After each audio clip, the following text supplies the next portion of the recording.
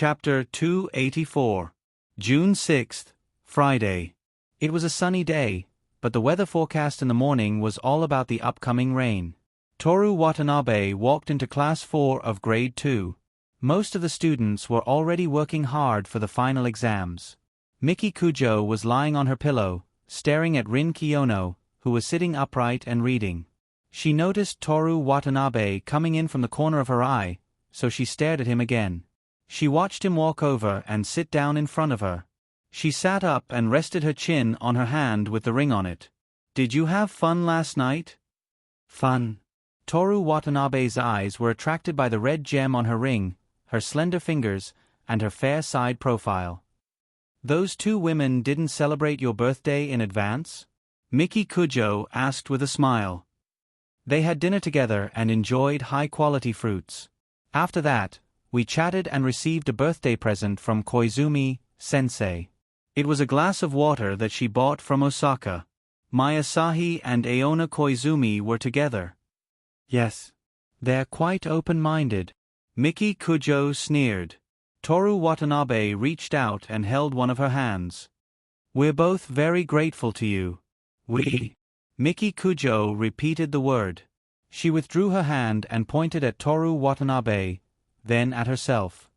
"You, me, we're only a couple, a family. Do you understand? Kujo-san." Rin Kiyono looked at her book and said, "If you want to win against me, you can't be so strong. Why don't you be more submissive?" "Kiyono-san, I have a question for you. You've already lost, so why don't you say to Toru, 'Be with me, and I'll allow you to date them'?" "Because I'm strong." Rin Kiyono turned her head and looked at Miki Kujo. "I'm stronger than the three of you, so I don't need to be submissive to anyone. How can a loser speak so confidently?" Miki Kujo was puzzled. Then, she suddenly realized something and said in a mocking and condescending tone, "Because you're too confident, that's why you're a loser?" Rin Kiyono's cold and beautiful eyes stared at Miki Kujo. The 9 beauties looked back at him with disdainful and charming eyes, showing no signs of weakness. "Today is Kiyono-san's birthday." "You're speaking for her."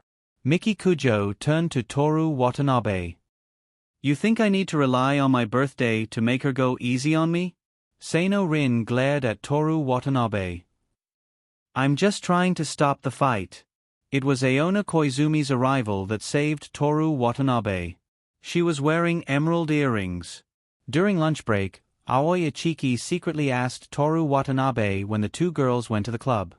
"Kuin Watanabe, you were talking about my senpai this morning. What's going on?"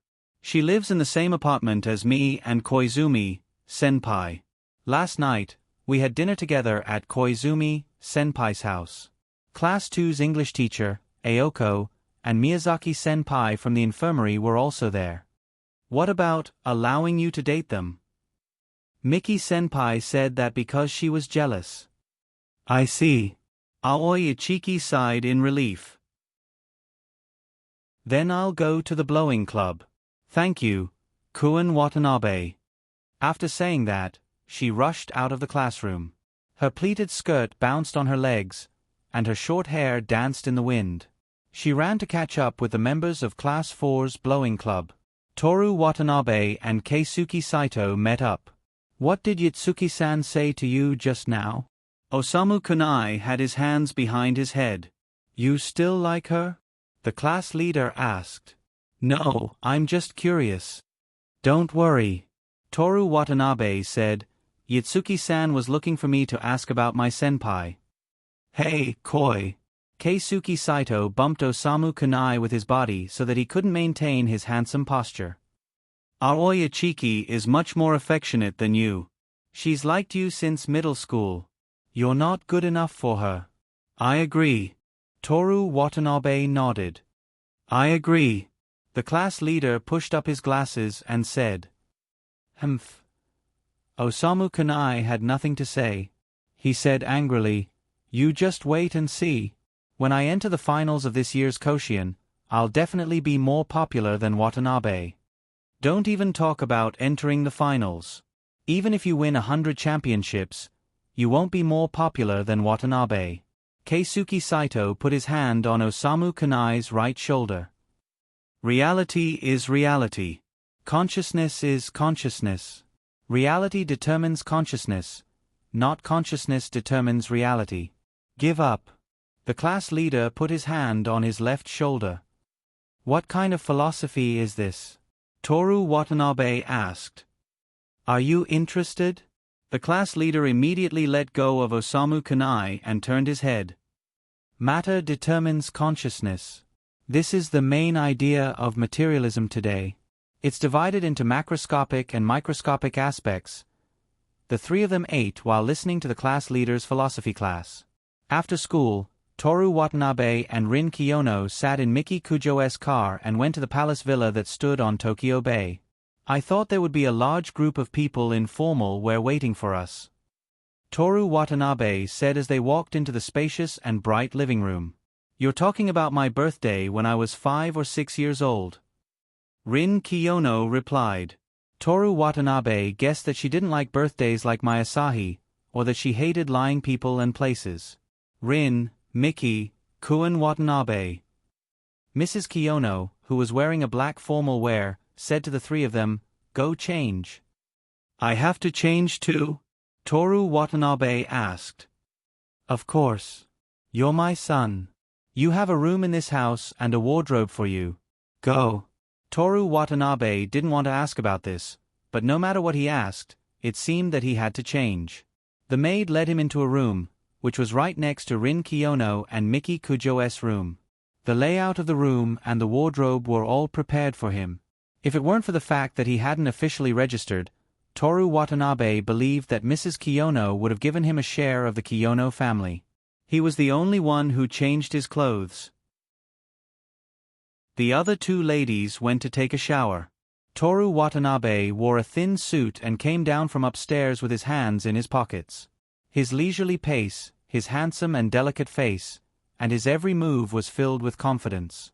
Just based on these, the servants believed that he was the young master. The two ladies looked at Toru Watanabe with appreciation. Looking at him, Mrs. Sano thought to herself, if they really had twins back then, and Sano Rin had an older brother or a younger brother, then her son would probably look the same as him walking down the stairs right now. Thinking of her daughter, she couldn't help but say to Toru Watanabe, Kuen Watanabe, it would be great if you were really my son. Kuen Watanabe is going to be my son. You can't take him away. Mrs. Kujo, who was wearing a red dress and revealing her beautiful shoulders, said with a smile. Mrs. Kiyono didn't mean that, but she didn't want to reveal too much of her emotions. She was going to follow her words and continue joking. Just as she was about to speak, Toru Watanabe suddenly said, Rin Kiyono is already amazing enough. Mrs. Kiyono looked at him. She didn't expect that a boy who she had only met a few times would be able to immediately guess the meaning of her words. She didn't want to take Mrs. Kujo's joke anymore. What's so amazing about her? She asked with interest. When I first met Rin Kiyono, I was like most people. I thought that if she didn't lie, hated liars, and didn't associate with liars, there must be something wrong with her head. What about now? Mrs. Kiyono looked behind Toru Watanabe and continued to ask. Now. Toru Watanabe took a glass of juice from the long table filled with food and cake. No one can be more amazing than her. In my heart, no one can be more outstanding than her. Is it because of her appearance? Mrs. Kujo said. Of course her appearance is outstanding. She's as beautiful as Miki, but that's not the point. My first impression of Miki and Rin Kiyono are all negative. Toru Watanabe continued. Those businessmen who seize the opportunity to make a fortune are respected more because of their wealth rather than their personal qualities. If they don't seize the opportunity or squander their wealth, they're no different from a homeless person walking by the roadside. I don't think that these people are outstanding or amazing. Rin Kiyono is different. You don't agree with her methods and even think that it's stupid. But no matter what, sooner or later, you'll be amazed by her determination and admire her perseverance. She'll move you and capture you. After a long speech, Toru Watanabe took a sip of his juice. She's not as good as you say. Mrs. Kiyono stared at Toru Watanabe quietly. She seemed to be talking to Toru Watanabe or to the people behind Toru Watanabe. You may not know, but in our circle, she's the most unpopular person. If you go out and walk around, you'll hear a lot of rumors about her. Even the servants are ostracizing her behind her back. That kind of thing, Toru Watanabe smiled. Actually, it's fine no matter what. Ha! The two ladies' eyes were filled with doubt. Since Rin Kiyono was 16 years old, or more accurately, since she was 15 years old, he said, I've always been by her side. Until today, when I turned 17, I don't need to know about her from other people. On the contrary, those people should come to me and ask me about her. If you don't know the law and leak my information without permission, I can ask a lawyer to educate you about the law. Rin Kiyono's voice came from behind him. Toru Watanabe turned around and looked at Rin Kiyono on the stairs. She was wearing a simple dress for her mother's request. It was light blue, cool, and indifferent. Every time he saw her, she seemed to be more beautiful than the last time. Her whole body exuded a charming glow. Long live the right to privacy. Toru Watanabe raised his juice at her and smiled. Under the dazzling lights of the palace, his smile was full of understanding and trust. Anyone who saw this smile would think that they were favored by the whole world. The maids were infatuated and intoxicated, but Rin Kiyono turned a blind eye. She gracefully came down the stairs and said from her cherry lips, Are you imitating Gatsby? If there's enough money, I'm willing to play, but there's a small problem. Ask your Mickey to sign an operation permit for you. The person who plays Daisy must be an actress who is not interested in human beings. Otherwise, on that autumn night 5 years ago, Daisy would have given up everything and run away with me. I wouldn't have to wait for me to get rich and come back for her. Of course, Toru Watanabe said with a smile, Mickey's operation permit is also necessary. After he said this, Rin Kiyono had already walked down the stairs and came to the three of them. Mother, Aunt Kujo. She bowed slightly. Happy birthday, little Rin. Mrs. Kujo said with a smile. Thank you, Aunt. Happy birthday. Toru Watanabe said. Rin Kiyono turned around and said in surprise, Ah, why are you still here? If I'm not here, where can I go? This is also my home. Asking your Mickey for an operation permit? Or night swimming in Tokyo Bay? Swimming is just a way for me to exercise my body. It's not that I like swimming, let alone night swimming. Thank you, happy birthday to you too. Listen carefully to what I have to say. The two ladies looked at the two of them and unconsciously showed an elegant smile. After a while, Miki Kujo came down wearing a blood-red dress. The color was very similar to Mrs. Kujo's, but the style was different. Mrs. Kujo's style was graceful and noble, with a bit of temptation, but she had the style of a proud teenage queen. When she came down the stairs, Toru Watanabe reached out and took her thin hand with a ring on it. It's my birthday, why does it feel like it's yours? He whispered with a smile. Then I'll hold your hand? Miki Kujo looked at him charmingly. When it's your birthday? Toru Watanabe said as he sniffed her hair. You even washed your hair. Why? Did you have a fight with Rin Kiyono or not? You're so impolite that you washed your hair in her house? Kiyono's family is Kiyono's family. Rin Kiyono is Rin Kiyono. Actually, Rin Kiyono isn't Kiyono's child? If you tell me such a secret, I won't be killed, right? Miki Kujo squeezed his hand. Because they could see through lies and didn't like lying, Rin Kiyono's birthday was only attended by the 5 of them. In previous years, there were only 4 people, which was even more miserable. The information came from Mrs. Kiyono's secret leak. After a simple exchange of birthday gifts, Toru Watanabe received a pair of silver cufflinks. After Rin Kiyono received the hairband, she put her hand on her chin and pondered for a while. Did you buy it in Ginza? No. Rin Kiyono nodded. Just like on the last night of the family camping trip, she said, You can't bear to part with me, and Toru Watanabe replied, No. Whether he admitted or lied, As long as he opened his mouth, he was telling her the truth. If he didn't want to say, he could change the topic or not answer. Mrs. Kiyono's gift was nothing special. She said that she bought a horse for him at the racecourse and that she would take him to play during the holidays. As for Mrs. Kujo, she finally gave Toru Watanabe the fan that she promised to give him during the new year. It was engraved with the words, "The Shore of the Earth." It was a line from the Book of Songs, Shaoya. It was indeed a fan with a sense of age. Nowadays, the era names in Japan began to quote from the Ancient Classics of Japan, collection of 10,000 leaves. They no longer chose words from the ancient books of China. Miki Kujo gave Rin Kiyono an old book. If Toru Watanabe didn't see wrongly, he bought it a long time ago and threw it in her villa. Did he just take it? Recycling trash? Miki Kujo gave Toru Watanabe the apartment where he lived now, except for my Asahi's apartment 602. Why do I feel like I'm being warned? You still have doubts about this? Miki Kujo slowly opened Toru Watanabe's fan and looked at the words, "The Shore of the Earth." She didn't show any misophobia when it came to Kujo's belongings. Maybe it was because the fan had been in her mother's hands for many years and now it belongs to Toru Watanabe. You don't need to worry about the apartment. There will be someone to take care of it. The rent is your pocket money. She put away the fan and returned it to Toru Watanabe. While the two were talking, there was an argument on the other side. Rin Kiyono and her mother were arguing with each other. Kiyono's attitude was firm, and there was sadness on her face. Rin Kiyono's expression was cold. P.S. Thank you again for the second leader of Konna Arima. I won't stay up late today.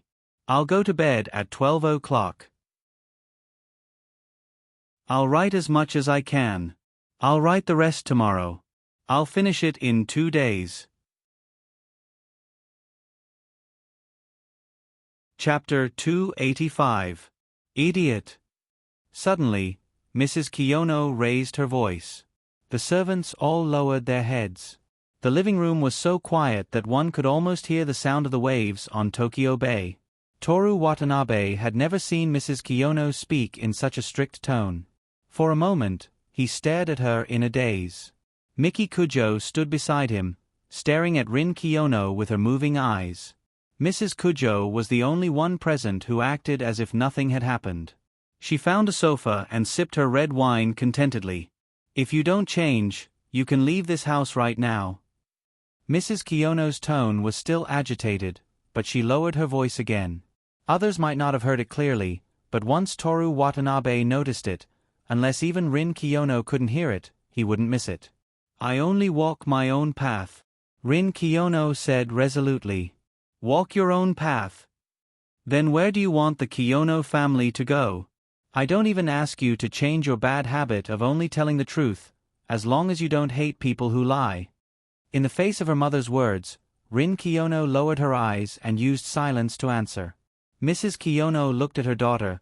Kun Watanabe doesn't lie? Don't you get along very well with him? Rin Kiyono looked up at Toru Watanabe, then turned to her mother and said, Mother, please allow me to leave Kiyono's house. Because she was too shocked, Mrs. Kiyono was speechless for a moment. Even if she couldn't hear it, everyone in the living room felt the atmosphere become more oppressive. After a while, Mrs. Kiyono said with a slightly hoarse voice, There are some things that I indulge you more than anyone else, but there are some things that I can't forgive more than anyone else. Mother, I'm sorry. Are you sure you want to leave this house? I don't want to, but perhaps it's just as those people said. I'm not normal, but I won't give up on myself. I won't compromise. I don't want to interact with people I don't like, and I won't change myself to obtain the approval of others. Do you know what this means? Mrs. Kiyono said, almost in pain.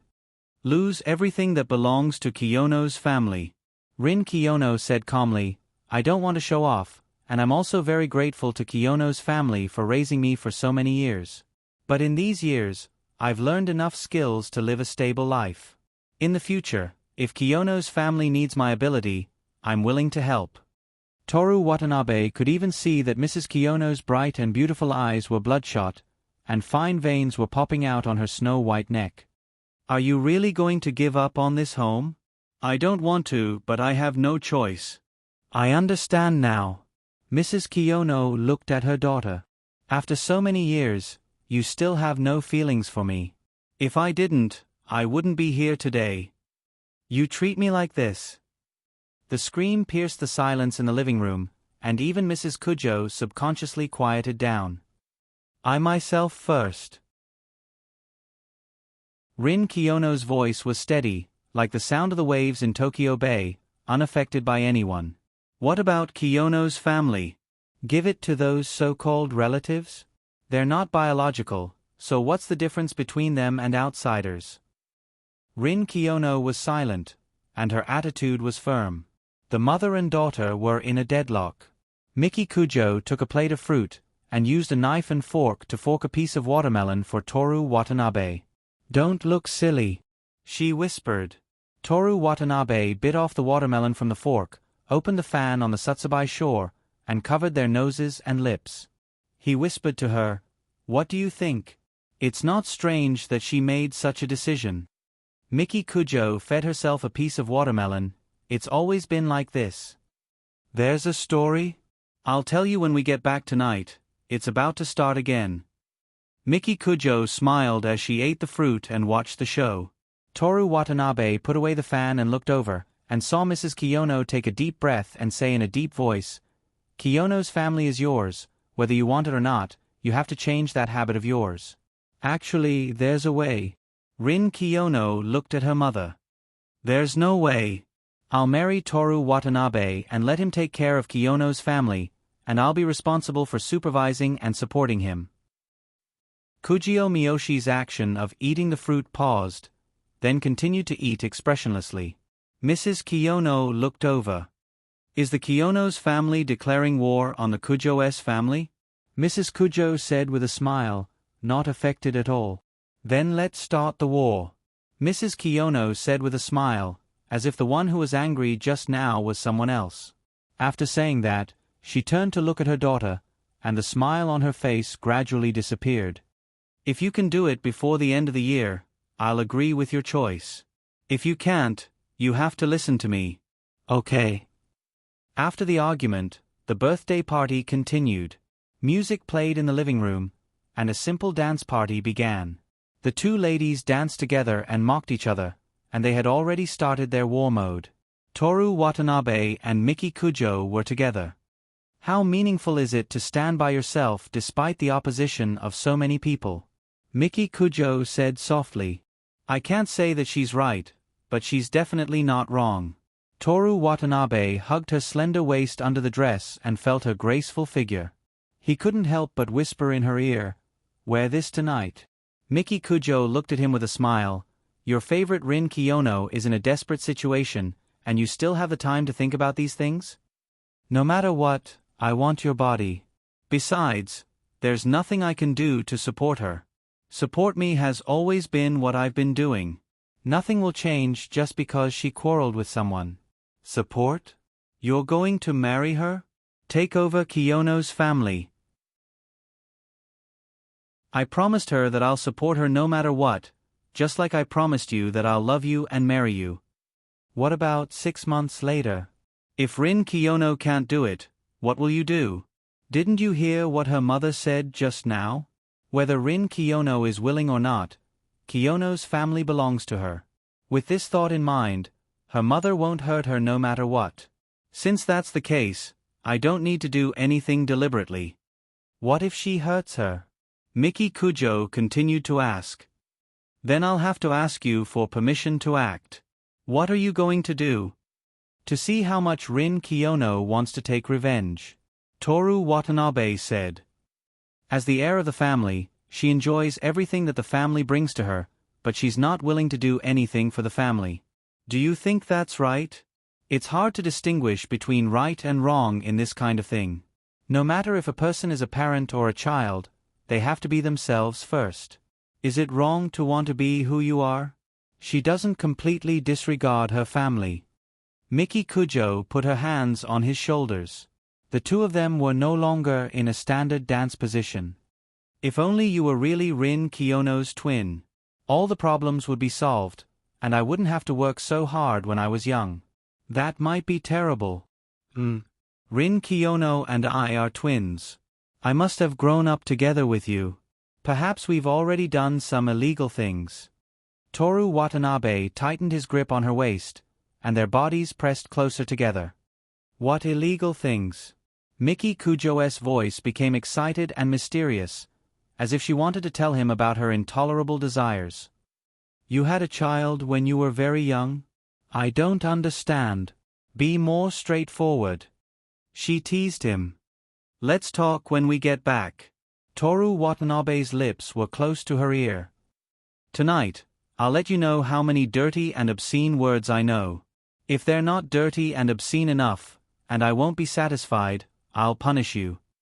After the song ended, Mrs. Kujo asked Toru Watanabe for a dance. Wait for me to ask Miki for permission to act, he said. Go ahead. Miki Kujo's mouth was a little dry, and she drank her lemonade. Mrs. Kujo was dressed seductively and luxuriously.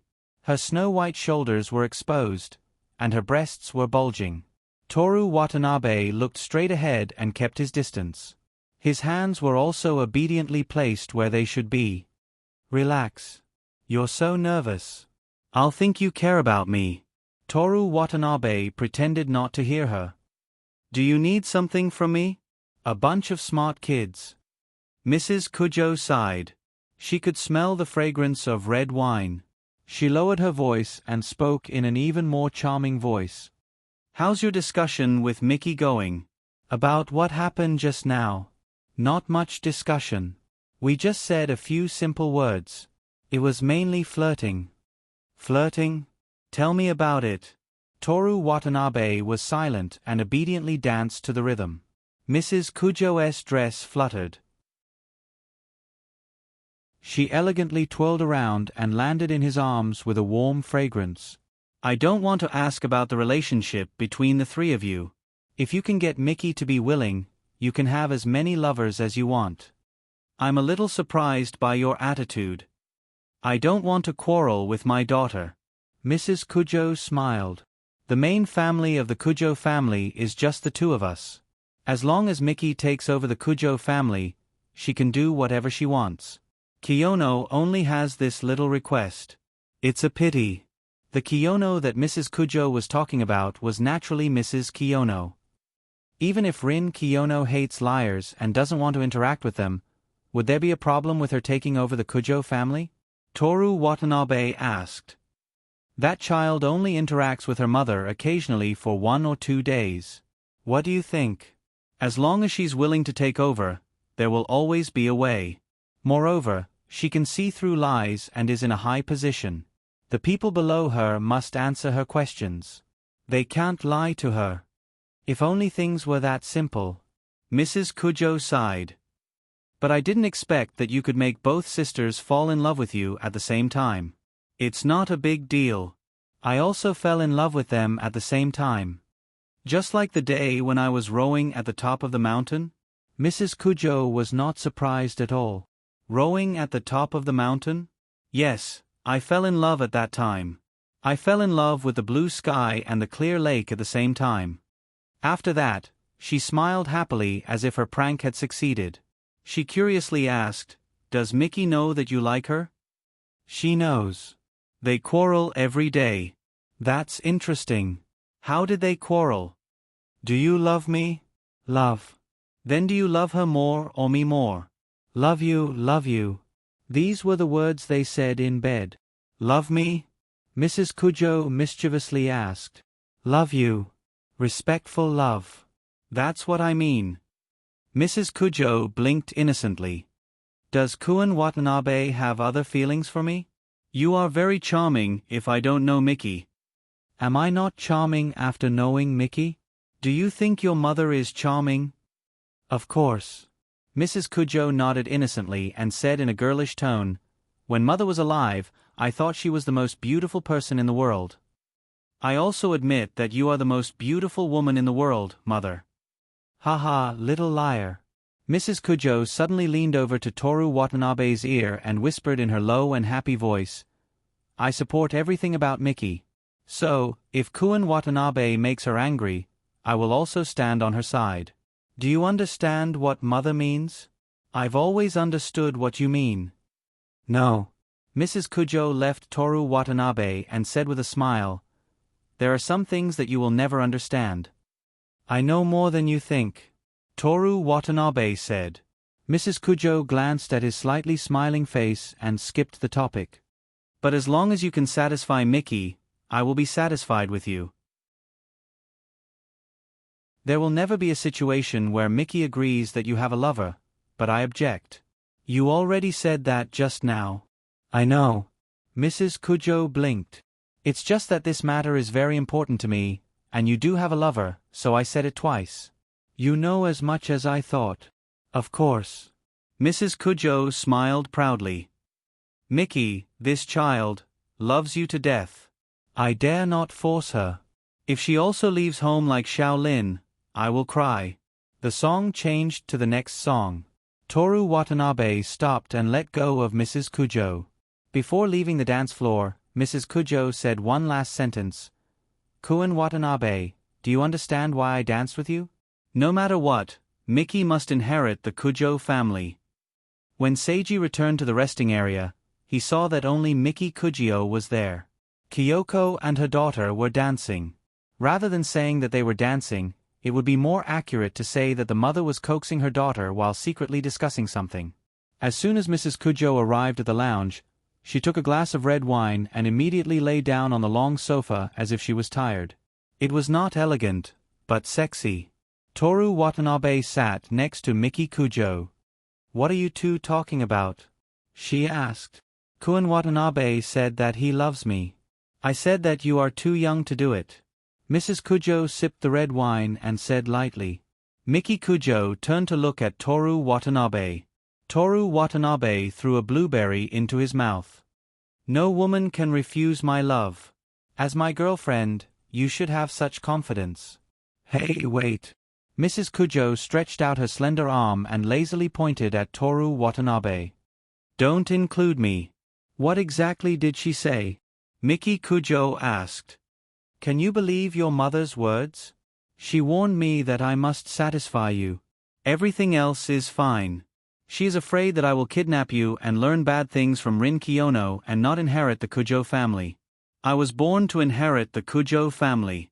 How can I give up my responsibility for you?" "My good girl, Miki."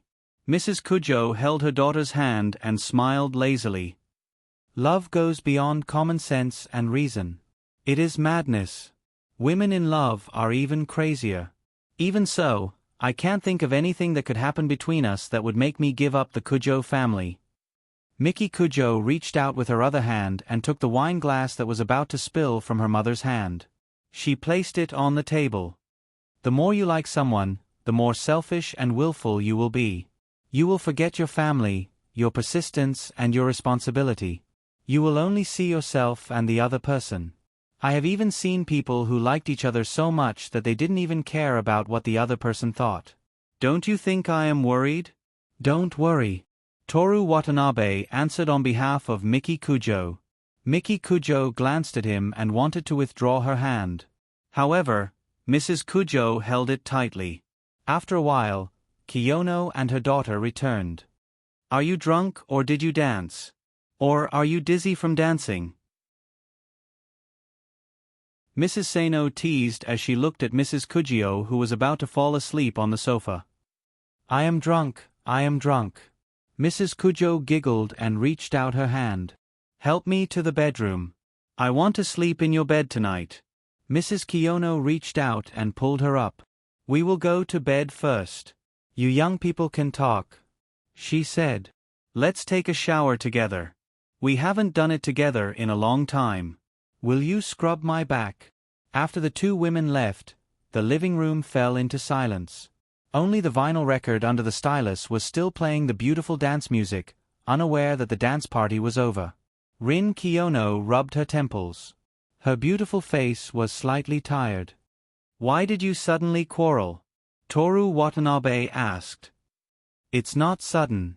Rin Kiyono put down her hand and said calmly, I have already expected the opposition and blame around me. No matter what, I am prepared. Prepared? Miki Kujo said sarcastically, since you were young, you never intended to compromise. You don't need to prepare at all. Ah, Kujo-san knows me so well. Do you like me?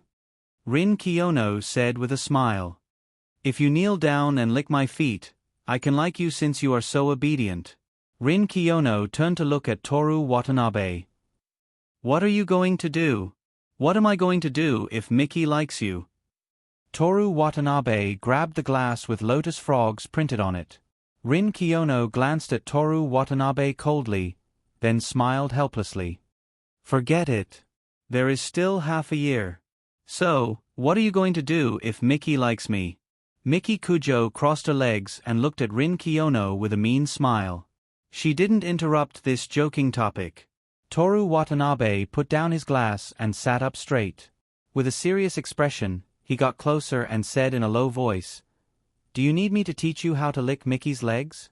Rin Kiyono seemed to be very surprised and stood there blankly. Kujio Miyoshi laughed as she swayed her legs from side to side. P.S. Thank you to Konna Arima for another League Master. This is already the third League Master. I will continue writing until midnight. I will write as much as I can. Anyway, I will finish this chapter before the 20th.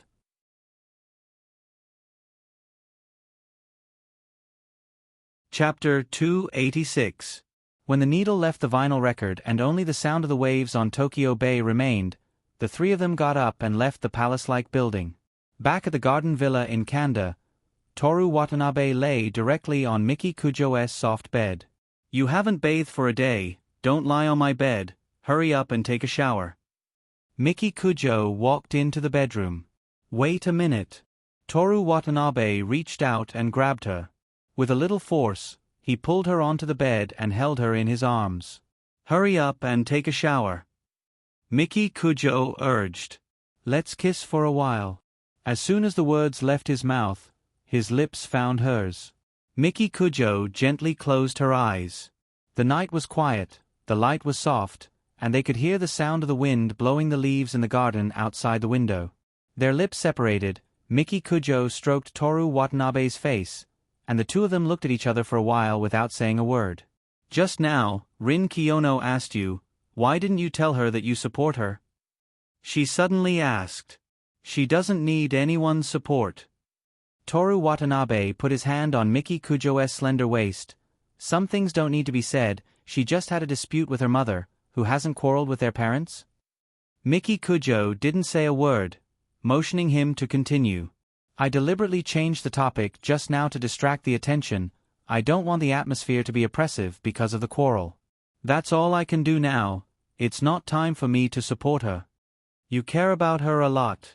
Part of it is because of this, part of it is not. I hope that my life, no matter what life is like, no matter how big the setbacks I encounter, can always maintain a relaxed atmosphere. After that, Toru Watanabe grabbed Miki Kujo's hand on his face and said, Do you know how I managed to survive under your threat when we first started dating? Tell me about it. Miki Kujo chuckled. When I read fitness books, I always thought to myself, the goal isn't to lose weight, become beautiful, or seduce beautiful girls, but to persevere in the things that I've always hated and not been good at. Miki Kujo, you have no idea how much I hate you. Miki Kujo smiled happily. What else? She asked with interest. This is your first time in the Human Observation Department. Toru Watanabe smiled. Yes.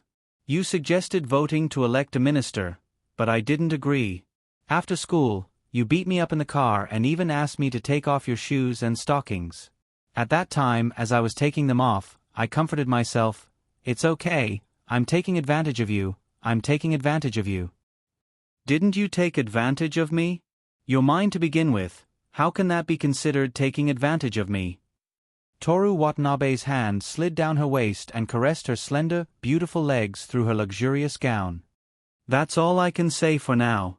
But if you could go back in time, there's an 80% chance that you wouldn't come to Imperial Tea. Miki Kujo teased him half-jokingly. I might have hesitated before the family trip, but I'll definitely go now. Are you trying to coax me again? The two of us went on a trip to Izu and soaked in hot springs together at night. At that time, I thought that it would be great if we could always be like this. I would occasionally have such thoughts in the past, but now, they're my thoughts. Toru Watanabe ran his hands through her beautiful black hair and held her delicate and charming face. He looked into her clear and charming eyes and whispered softly, "Miki, no matter how many ifs there are, there's one thing that will never change. You're definitely mine."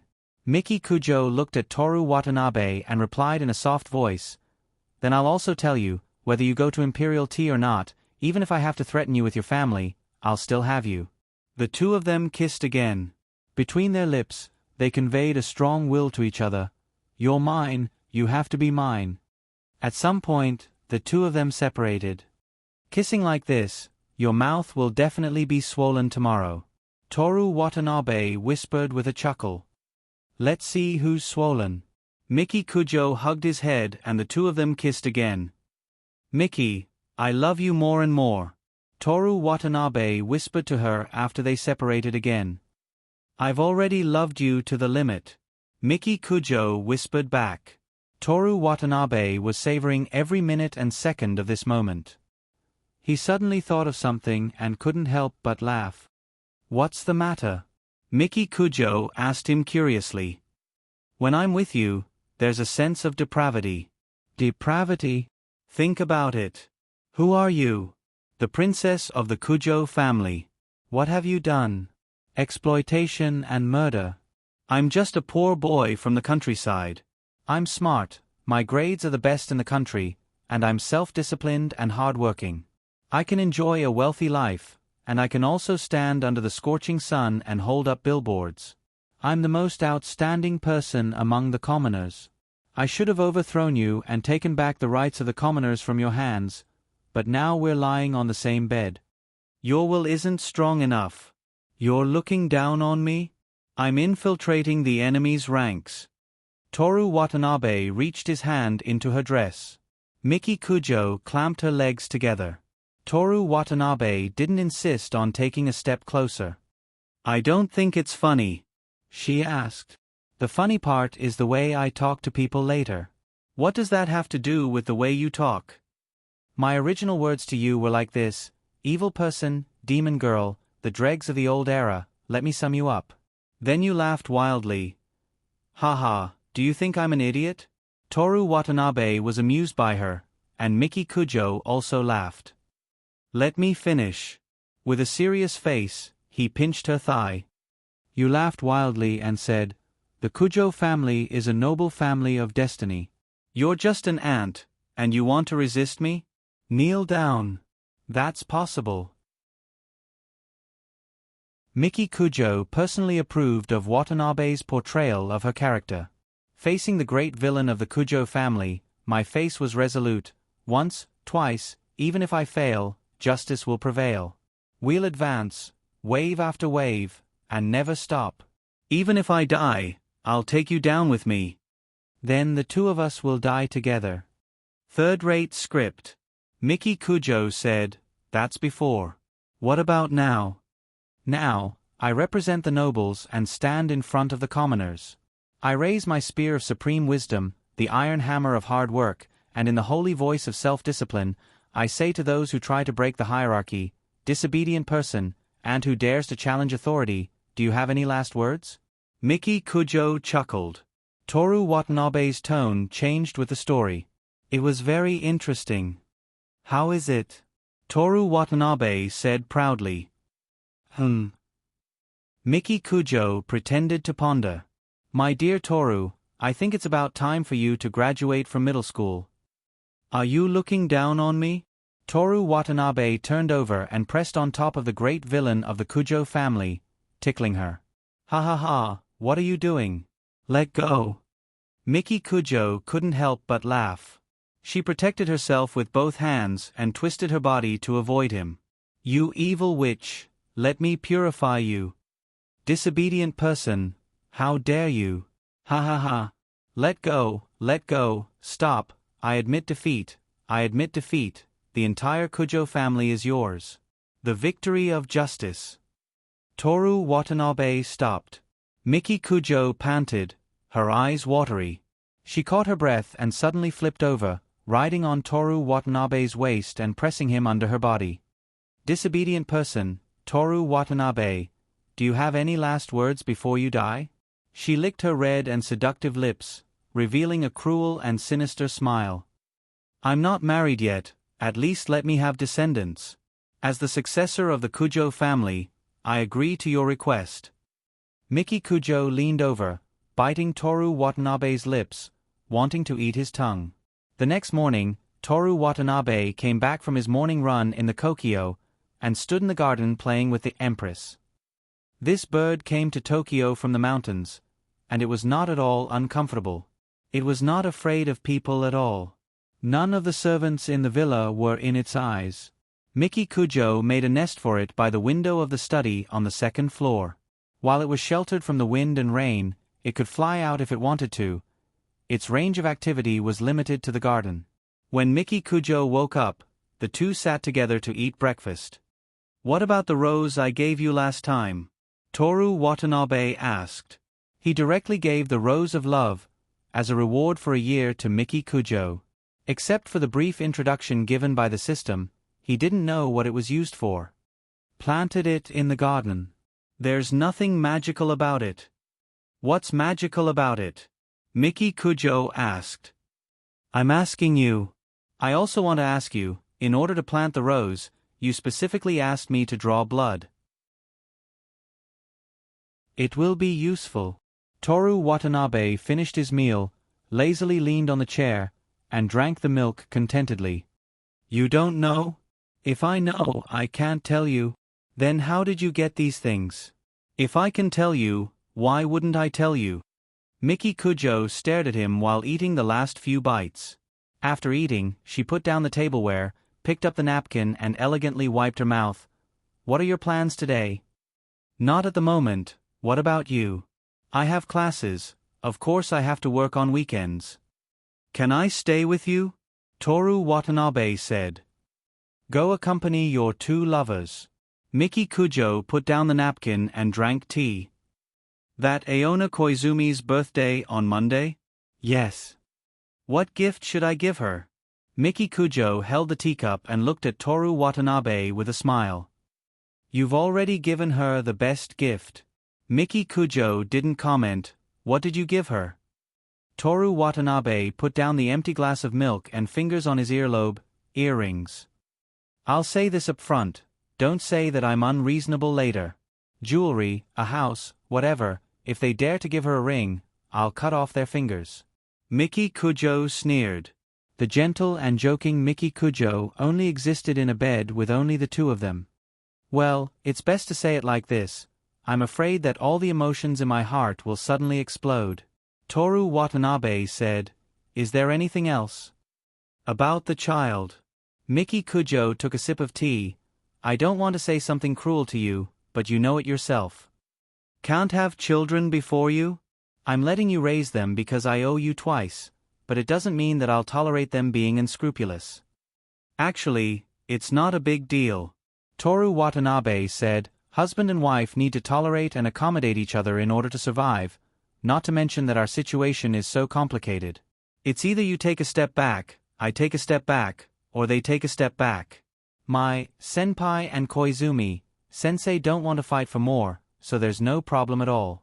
Miki, you've already given them enough. Miki Kujo glanced at him and put down the teacup. Well, for Aona Koizumi's birthday, just give her a gift on my behalf. Toru Watanabe sat up slightly and looked at her in disbelief. Husband and wife need to tolerate each other. I'll accommodate you and not make things difficult for you, so don't let me down. Are you still thinking about what Rin Kiyono said last night? You too, Miki Kujo sneered. One person believes that the other person will definitely support her. The other person believes that support is not just words, but actions. My support doesn't include agreeing to marry into Kiyono's family. Toru Watanabe hurriedly explained. If you did, I would have bitten off your tongue last night. By the way, Miki, you know Rin Kiyono very well. By the way, last night you didn't tell me what happened when you were a child. I'll tell you next time when I remember. After breakfast, Miki Kujo went to work, and Toru Watanabe went out. As he went to the Kamabocho station, he walked into one bookstore after another on the roadside. When he was in a small bookstore called Guangwenguan opposite the station, he received a message from Aona Koizumi. I've arrived at the hot sea. Is it fun? There's free foot soaking soup at the station. No wonder it's the #1 hot spring in Japan. Sensei, please give me a picture of Sensei soaking your feet. This is the only request I'll make in my life. Toru Watanabe laughed. He liked legs, not feet. It was a joke. The hot sea was in Aizu. 2 days before the end of spring break, he went to Hajin with Miki Kujo to admire the cherry blossoms. At night, he even played with a dancer. But he didn't go to the hot sea. After walking around the bookstore, Toru Watanabe came to the magazine section. He picked up a magazine about the recommended tourist attractions in June. The cover of the magazine was of Okinawa, and it introduced Kamakura Hydrangea, Aizu Onsen, Hokkaido Furano, and other places. He turned to the article on Aizu and looked at it page by page. The picture of the hot sea, the blue sky, the wide and empty seaside road, and the tall palm trees on both sides of the road. It didn't look like Japan at all. If he had to say, it looked like Hawaii. Buzz, Toru Watanabe took out his vibrating mobile phone and looked at it. It was 3 female teachers with their legs in the hot spring with their pants rolled up.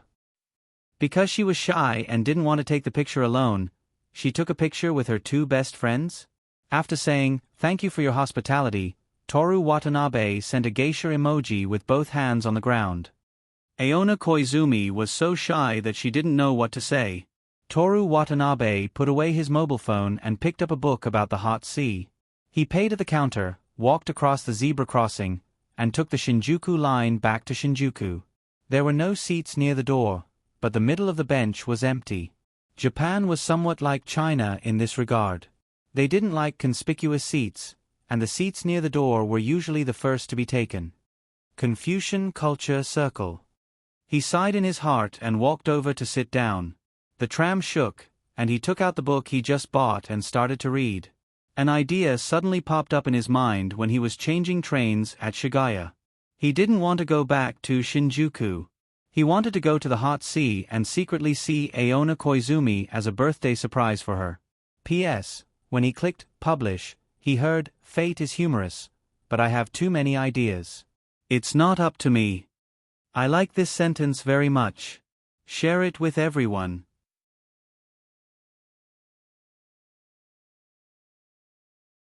Chapter 287.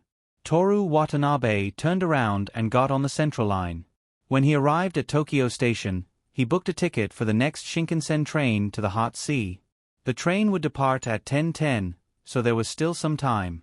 He wanted to sit down and read a book, but it would take 2 hours to get to the hot sea. If he read a book, he would have nothing to pass the time. So, after some thought, he decided to stroll around the station. "Bro, do you want to play together? Handsome, do you want to go to Kamakura? They're all girls. Hello, I'm a Momo-san from the Ginza Male Escort Club. Do you have any plans to work part-time?"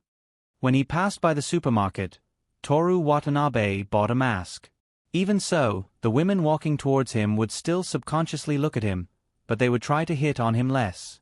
There were many people who looked good wearing masks, and the chances of them looking ugly without them were also high. After putting on his mask, he put his hands in the pockets of his red and black baseball uniform, which was Miki Kujo's preference. He went to the station's newspaper stand. The first thing he saw was a pornographic magazine with a sign saying, "Available today." The cover was of various women wearing underwear of various colors, and all of them had large breasts. Toru Watanabe bought Weekly One Chun and sat on the bench waiting for the train. The headline was about a popular male voice actor and a popular female voice actor embracing on the street in the middle of the night. The composition of the photo was quite exquisite. There were roses in May, exquisite street lights, and the 2 people embracing each other under the dim yellow light. Was this really not a photo shoot? Toru Watanabe glanced at it. The male voice actor's back was facing the camera, so he couldn't see his face clearly, but the female voice actor was very familiar. My heart is broken. That's it, sigh. He flipped to the back and saw a report about coaxing his girlfriend. He immediately threw the female voice actor on the street that May night. When a girl says you're so cute, the answer is yes, but my girlfriend is cuter. Toru Watanabe memorized this sentence in his heart. He was about to continue reading when the station announced the boarding of the train. He got on the train and sat down by the window. He took out a book and started reading. When the waiter in the train pushed the cart over, he bought a cup of coffee. After drinking coffee, he temporarily took off his mask. The two women wearing masks opposite him looked over, but they didn't talk to him. While drinking coffee, Toru Watanabe looked out of the window. He didn't know where he was. On his left was the sea, and on his right was Mount Fuji.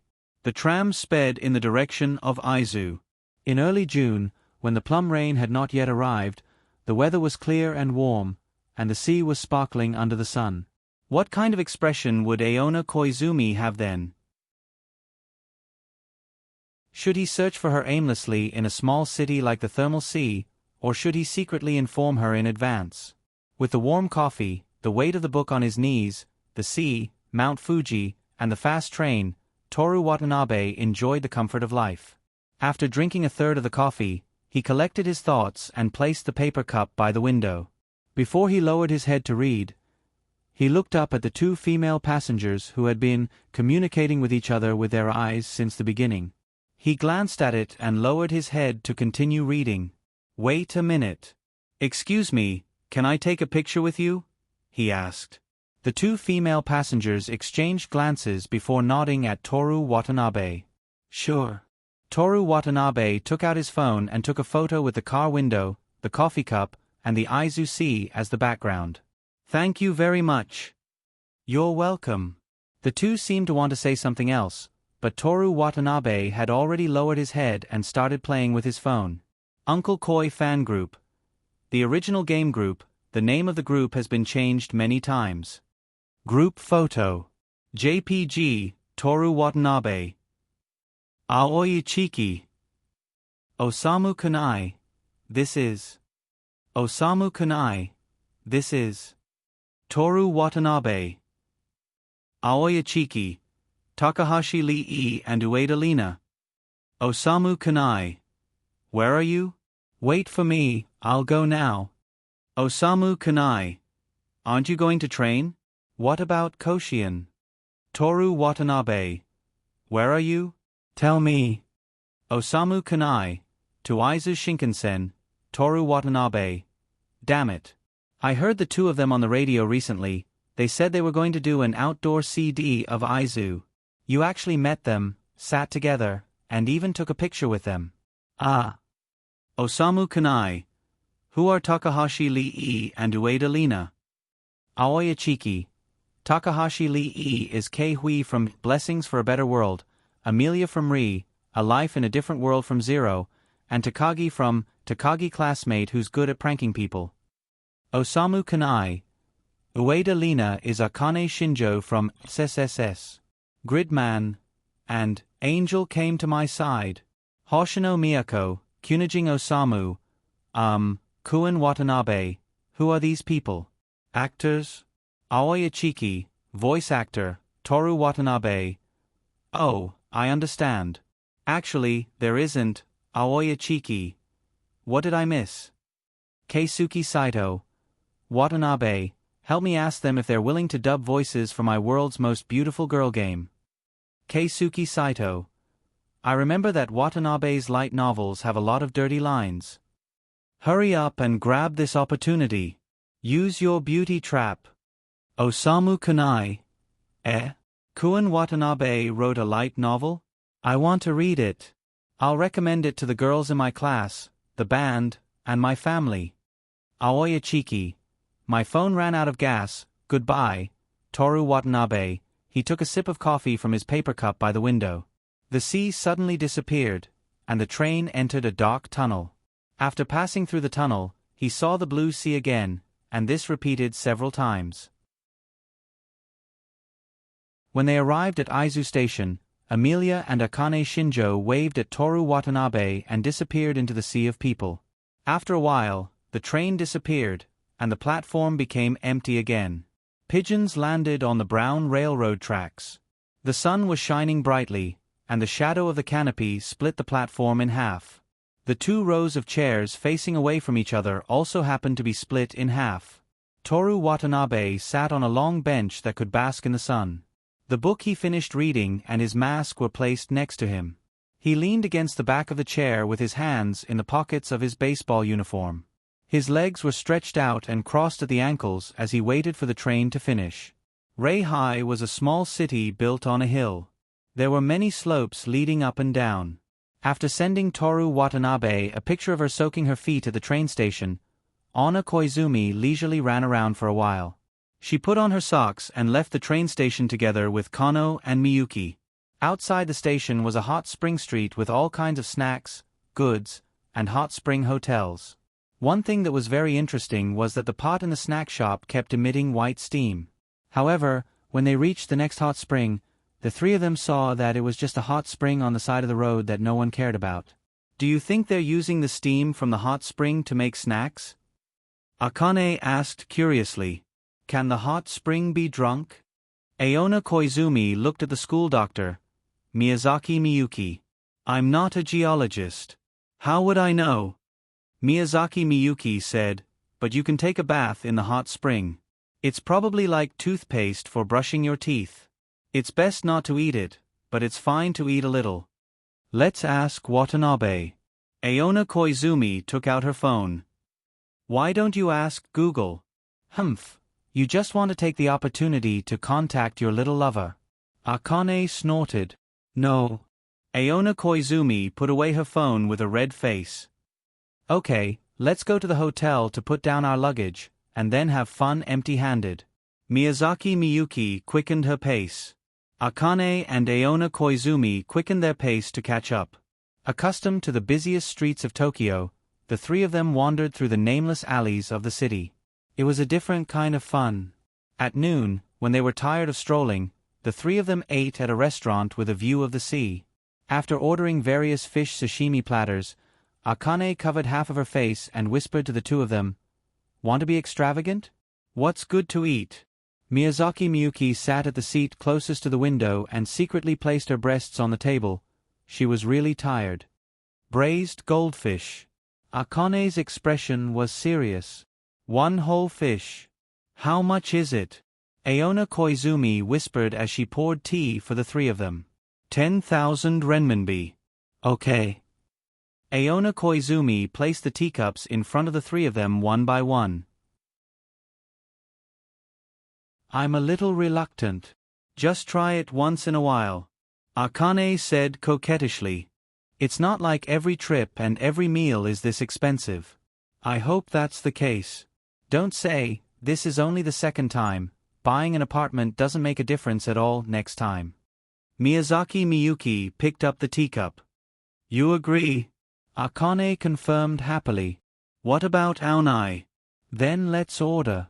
Aona Koizumi said with a smile. 1 more braised goldfish. That's all, thank you. Akane said to the waiter. Okay, please wait a moment. After the waiter left, Akane sat cross-legged on the tatami and said while drinking tea, Aonai, didn't Watanabe give you money? Why would he give me money? Aona Koizumi asked curiously. Last night, my Asahi came for dinner. Didn't she say it herself? Watanabe bought her an apartment and gave her 500 million renminbi. Why wouldn't he give you money? My Asahi cut off all ties with her family and lived alone. Watanabe gave her money to make her feel at ease. I have a job, parents, and you guys. I don't need these things. You really don't feel unbalanced at all? Miyazaki Miyuki asked. Of course, a little, but I don't have to. Aona Koizumi said with a smile, I still want to rely on myself now. When I have a child in the future, I'll definitely ask him to pay for it. Ho ho, child. Akane snickered. Do you want to start buying baby clothes, strollers, and toys? It's still early. Aona Koizumi blushed and then couldn't help but say, "Let's go buy them together." Together with Toru Watanabe and 2 of her best friends, the 4 of them would buy clothes for the child. Everyone could choose what to buy. How happy it was. She wanted this future to come sooner, but she also wanted it to come later. Just thinking about it made her happy every day. It's your own business whether you want to have a child or not.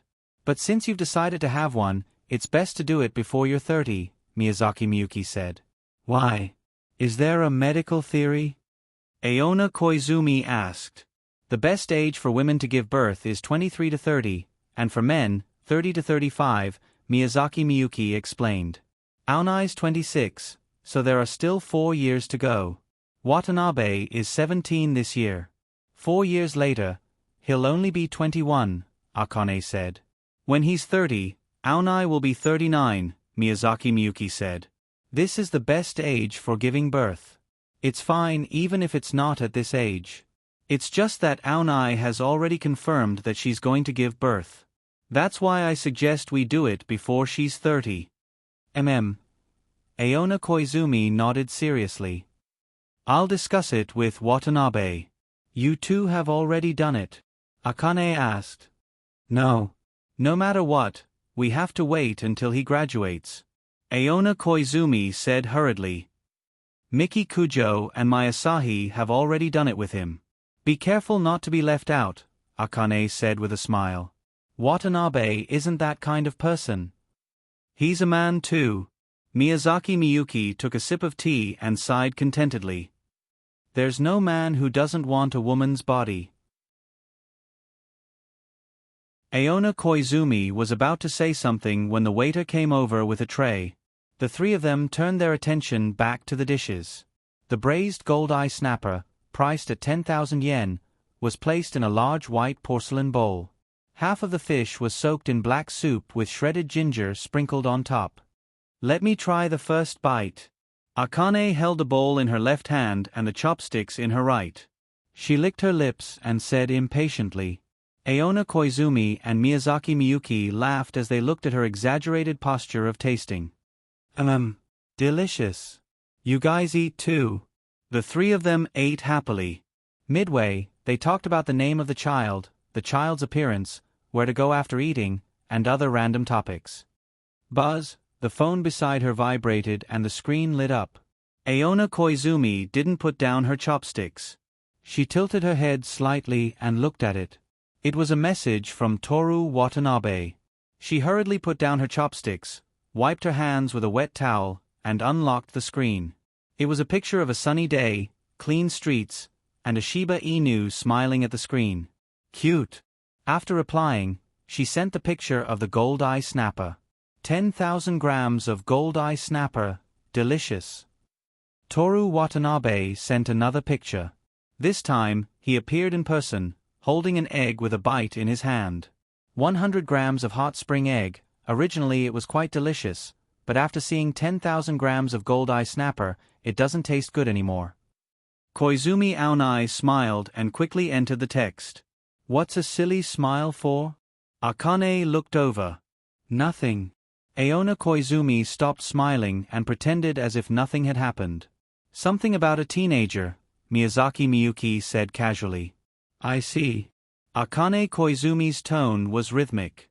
Aona Koizumi tried her best to keep a straight face and not say anything, but after a few seconds, she couldn't help but laugh again when she thought about what she had just talked about with Toru Watanabe. Once she started laughing, she couldn't stop. She finally put down her chopsticks and buried her face in her arms. Akane Koizumi and Miyazaki Miyuki didn't know what was going on, but they were inexplicably affected and laughed as well. What's so funny? Miyazaki Miyuki asked. No, nothing. Aona Koizumi tried her best not to laugh. What are you laughing about? Akane Koizumi laughed. I'm not laughing, I'm not laughing. Aona Koizumi took a deep breath and looked up. When she saw that both of them were laughing, she couldn't help but laugh again. When she laughed, the other 2 laughed as well. Stop laughing. If you guys don't laugh, I won't laugh. Eat properly. Ha ha ha. The three young girls laughed so hard that they buried their faces in their arms and rocked back and forth.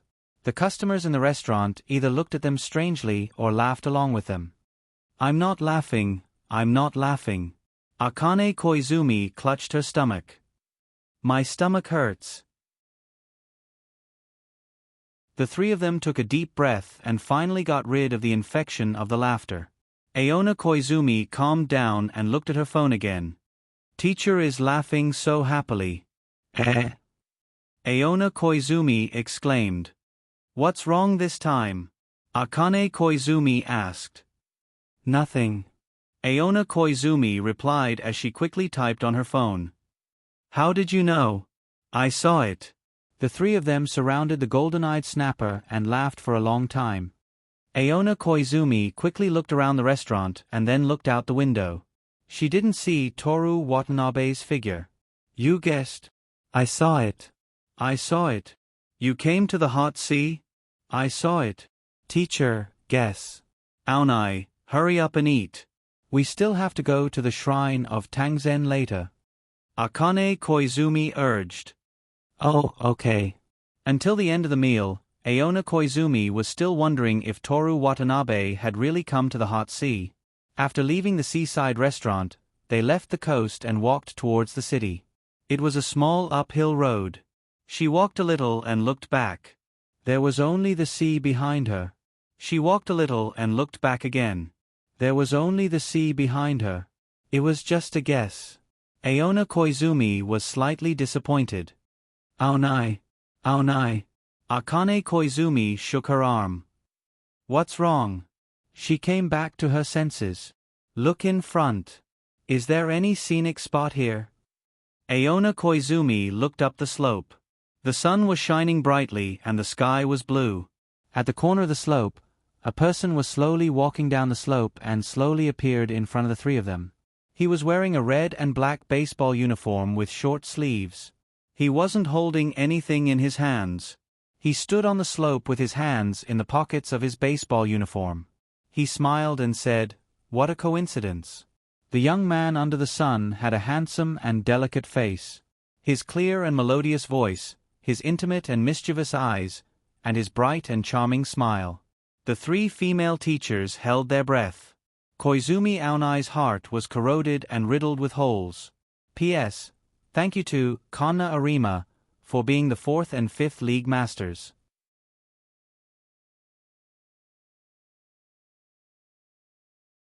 Chapter 288. On the way, on the sunny day, on the slope by the hot sea, she met her sweetheart at the corner of the corner. Aona Koizumi wanted to run to Toru Watanabe, but in the end, she just walked over quickly. Aona Koizumi wanted to crawl into Toru Watanabe's arms, but in the end, she restrained herself. "Why are you here?" She couldn't help but smile. "To see you." When their eyes met, Toru Watanabe naturally reached out and wanted to hug her. "No." Aona Koizumi stopped him in a low voice. "Why not?" At this moment, Aona Koizumi didn't need any gentleness, but a kind of strength that couldn't be denied. This thought popped up in Toru Watanabe's mind. It had been like this from the beginning. Whether it was facing Miki Kujo, Rin Kiyono, Mayasahi, or even the two wives or any other woman, he always knew what the other party really wanted him to do, and to what extent he could do to make the other party happy. Was this self-righteousness, or was this called good perception? Toru Watanabe used a little force, and Aona Koizumi only resisted slightly, as if she couldn't resist some kind of suction force, and fell into his arms. It was the chest of a teenager who could satisfy all the fantasies a woman had of the opposite sex. Aona Koizumi's fair little hand gently grabbed his baseball uniform, feeling the fresh breath of his body, and was immersed in happiness. The sun shone on the side of her face, and the side of her face leaned on Toru Watanabe's chest. Aona Koizumi closed her eyes just like that. After what seemed like a long time, or as if she had just closed her eyes, footsteps came from behind. "How long are you two going to hug each other?" Miyuki Miyazaki teased. "We've been standing here like idiots for 10 minutes. Huang Zi pretended to be dissatisfied. 10 minutes? It's already been 10 minutes? Aona Koizumi suddenly woke up and hurriedly left Toru Watanabe's embrace. Just as her body moved away from the wind energy, she was hugged back again. Forget it, he's the one who won't let me go. Aona Koizumi continued to laze in her lover's arms. It's only been 2 minutes. Where did 10 minutes come from? Toru Watanabe's voice came from above. As he spoke, his chest rose and fell slightly. One could feel the vibrations. The two of them were so close to each other. Upon realizing this fact, Aona Koizumi felt an indescribable sweetness and happiness. If you don't leave now, someone's coming. Miyazaki Miyuki reminded. At this moment, Aona Koizumi finally made up her mind. No matter how hard Toru Watanabe tried, she had to leave his embrace. She placed her hands on his chest and pushed, but was pushed back again. This is the hot sea, not Tokyo. It doesn't matter if we're seen. Aona Koizumi buried her face in Toru Watanabe's chest and wrapped her arms around his waist as if she had completely given up. Indeed, there were unfamiliar footsteps approaching. The closer the footsteps were, the deeper she buried her face. When the footsteps began to weaken and disappear, she finally left Toru Watanabe reluctantly. The four of them stood on the sunny slope and chatted. Behind them was the blue sea. Did my sudden arrival disturb you? Toru Watanabe asked. Time spent with lovers was important, but it could not replace time spent with friends. No. Aona Koizumi shook her head lightly. To be able to meet the person she liked, to be able to spend time with Toru Watanabe, even if it was just for 2 minutes. You sure have a lot of tricks up your sleeves. I can't believe you snuck into the hot sea. Huang Zi crossed his arms and nodded in approval. But don't appear like this next time, Miyazaki Miyuki said. Huang Zi and I are just unmarried girls in our 20s. It's easy for us to dream at night. Don't drag me into this, idiot. Huang Zi blushed. Who would be interested in a second-year brat? There. Miyazaki Miyuki pointed at Aona Koizumi. This. Aonai, I'm not talking about you. What I mean is, you know what I mean, right? You know what I'm talking about, right? Huang Zi did not know what he was talking about. It's all right. Toru Watanabe answered on behalf of Aona Koizumi. Actually, Koizumi, Sensei fell in love with me when she was 16. Isn't that right, Sensei? Faced with Toru Watanabe's mischievous gaze, Aona Koizumi's eyes rippled with sweetness and coquettishness. 16 years old. Huang Zi was shocked. How old were you at that time? She's 26 now. 10 years ago, that means you were 7 years old? Aonai, you like Shota? What nonsense. Aona Koizumi scolded. Watanabe and I are just a normal sibling love, right, Watanabe? She looked at Toru Watanabe with the dignified expression of a teacher. Compared to a sibling love, I prefer a teacher-student relationship, Toru Watanabe said with a smile. High school students yearn for a young female teacher. This is a normal physiological phenomenon. Miyazaki Miyuki nodded. Aonai, it seems that even if you don't do it with him, you still have an advantage. Do it? Do what? Toru Watanabe asked innocently. Miyuki. Aona Koizumi was about to stomp her feet. Watanabe boy, Huang Zi patted Toru Watanabe's shoulder. Do you want to hear Aonai's plan for your future? I came all the way from Tokyo to Hot Sea to listen to this. Don't say it.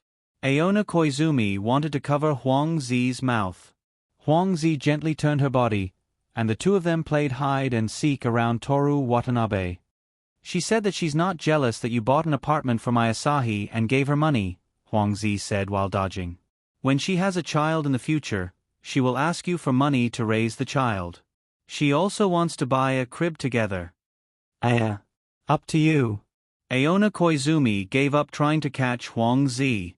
She blushed and peeked at Toru Watanabe's expression. Toru Watanabe listened carefully and occasionally looked at her. Don't keep standing here, Miyazaki Miyuki interrupted Huang Zi. Let's talk while walking. Where are we going? Toru Watanabe asked. Tangzen Shrine, Aona Koizumi answered. Then, she suddenly remembered something and asked, Did you just come here? Did you go to the Kinshue Park? Not yet. I was just about to go there to find you. Then let's go back again. Aona Koizumi turned to look at her two best friends. Can we? Of course. Huang Zi said without hesitation. Miyazaki Miyuki also nodded and said, Anyway, we don't have a destination to go to, and we're not in a hurry. Let's go see the sea. Let's go. Aona Koizumi said happily to Toru Watanabe. Okay. The four of them walked down the slope together, ready to return to the sea. When they went down the slope, Aona Koizumi finally sobered up a little. Thinking of the hug when they first met, she was very ashamed of her careless behavior, but she was also greedy for the sweetness of that moment. When they reached the bottom of the slope, the beach was right across from the zebra crossing. The four of them split into two groups and laughed as they walked across the zebra crossing. At the end of the zebra crossing, there was a wide-angle mirror. Aona Koizumi looked up. In the wide-angle mirror, Miyuki and Huang Zi were walking away, and standing in the middle was a beautiful and happy woman and a handsome boy. The woman was wearing a long dress with an elegant cardigan on the outside. The boy was wearing a red and black baseball uniform with dark blue pants. He looked very young, handsome, and fashionable. Do I look a little too big standing next to him?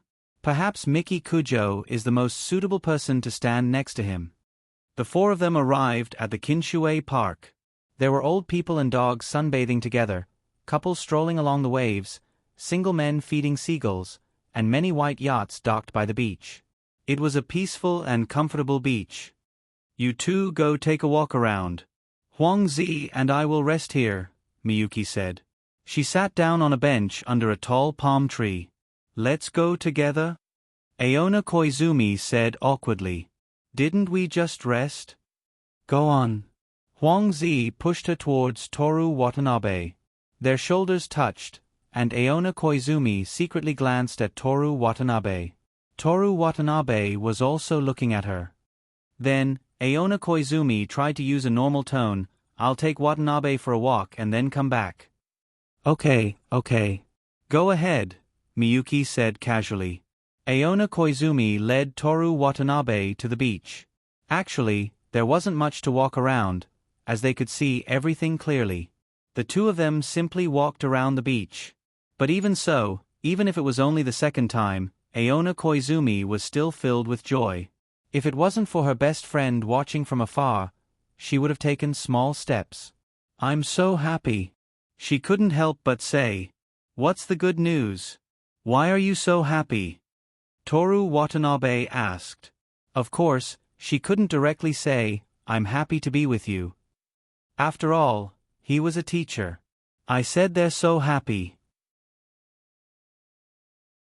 Aona Koizumi pointed at the children who were throwing stones into the water. A group of children took off their shoes and coats and placed them on the pile of stones. They rolled up their pants and stepped on the waves, competing to see who could throw stones further. It was just throwing stones, but they were having so much fun. They're so cute. Aona Koizumi couldn't help but say. Yeah, but my girlfriend is cuter. Toru Watanabe had been waiting for a long time. Aona Koizumi turned to look at him. She didn't look happy or shy. She retracted her gaze and looked at the group of children again. Kujo-san is really cute. Toru Watanabe held his right hand with his left hand and his right hand under his chin. He imitated Rin Kiyono's tone and said, I see. What's wrong? Aona Koizumi asked. What you learn from books must be combined with reality. Since you have 3 girlfriends, it's better to be specific about which one you have. What are you talking about? Aona Koizumi finally reacted. She understood that the girlfriend Toru Watanabe was talking about was her. The person cuter than the children was also her. She blushed and looked at the coastline in the distance. The undulating waves, the blue sea, and the accumulated white clouds. This is my first time walking with a boy, she said softly. Teacher. Toru Watanabe turned his head and slowly moved his face closer to hers. Your first time is all mine. Yeah. Aona Koizumi lowered her face, then immediately raised it again. Didn't I agree? You have to wait until after graduation. Don't think about it the wrong way. Yeah, I want to eat braised goldeneye snapper. Now. Aona Koizumi looked in the direction of the seaside restaurant, then turned back and looked at Toru Watanabe. Tell Miyuki and the others that I'll accompany you. She couldn't continue. Toru Watanabe's face was already very, very close to hers. Their footsteps became slower and slower until they finally stopped. Do, Watanabe? They're watching. She didn't even dare to open her lips normally. She only opened them a little, afraid that they would be invaded. Teacher. Even though she was mumbling, her lips were still occupied by him in the end. After some time, the two of them separated. It's delicious. Amidst the sound of the waves, she vaguely heard Toru Watanabe's voice. It's juicy, very tender, and light braised goldeneye snapper. I like it. Aona Koizumi bit her lower lip and glared at him with watery eyes. Bad boy. That was the angriest thing she could say right now. After the two of them left, Huang Zi sat down beside Miyuki. A flock of fearless seagulls surrounded their feet, waiting for them to feed them. Aonai was still pretending to invite us just now. Look at her now, Huang Zi said disdainfully. Miyuki watched the two of them walking on the beach. Aona Koizumi's steps were lighter than usual. Her skirt fluttered in the sea breeze. Just by looking at her back, one could tell how happy she was right now. The young man's head is getting closer and closer. He's about to be kissed, she said. Really? Huang Zi hurriedly took out her cell phone. She aimed the camera at the two of them and turned the magnification to the maximum. After waiting for a while, she held her cell phone with one hand and excitedly pulled Miyuki's sleeve with the other. He kissed.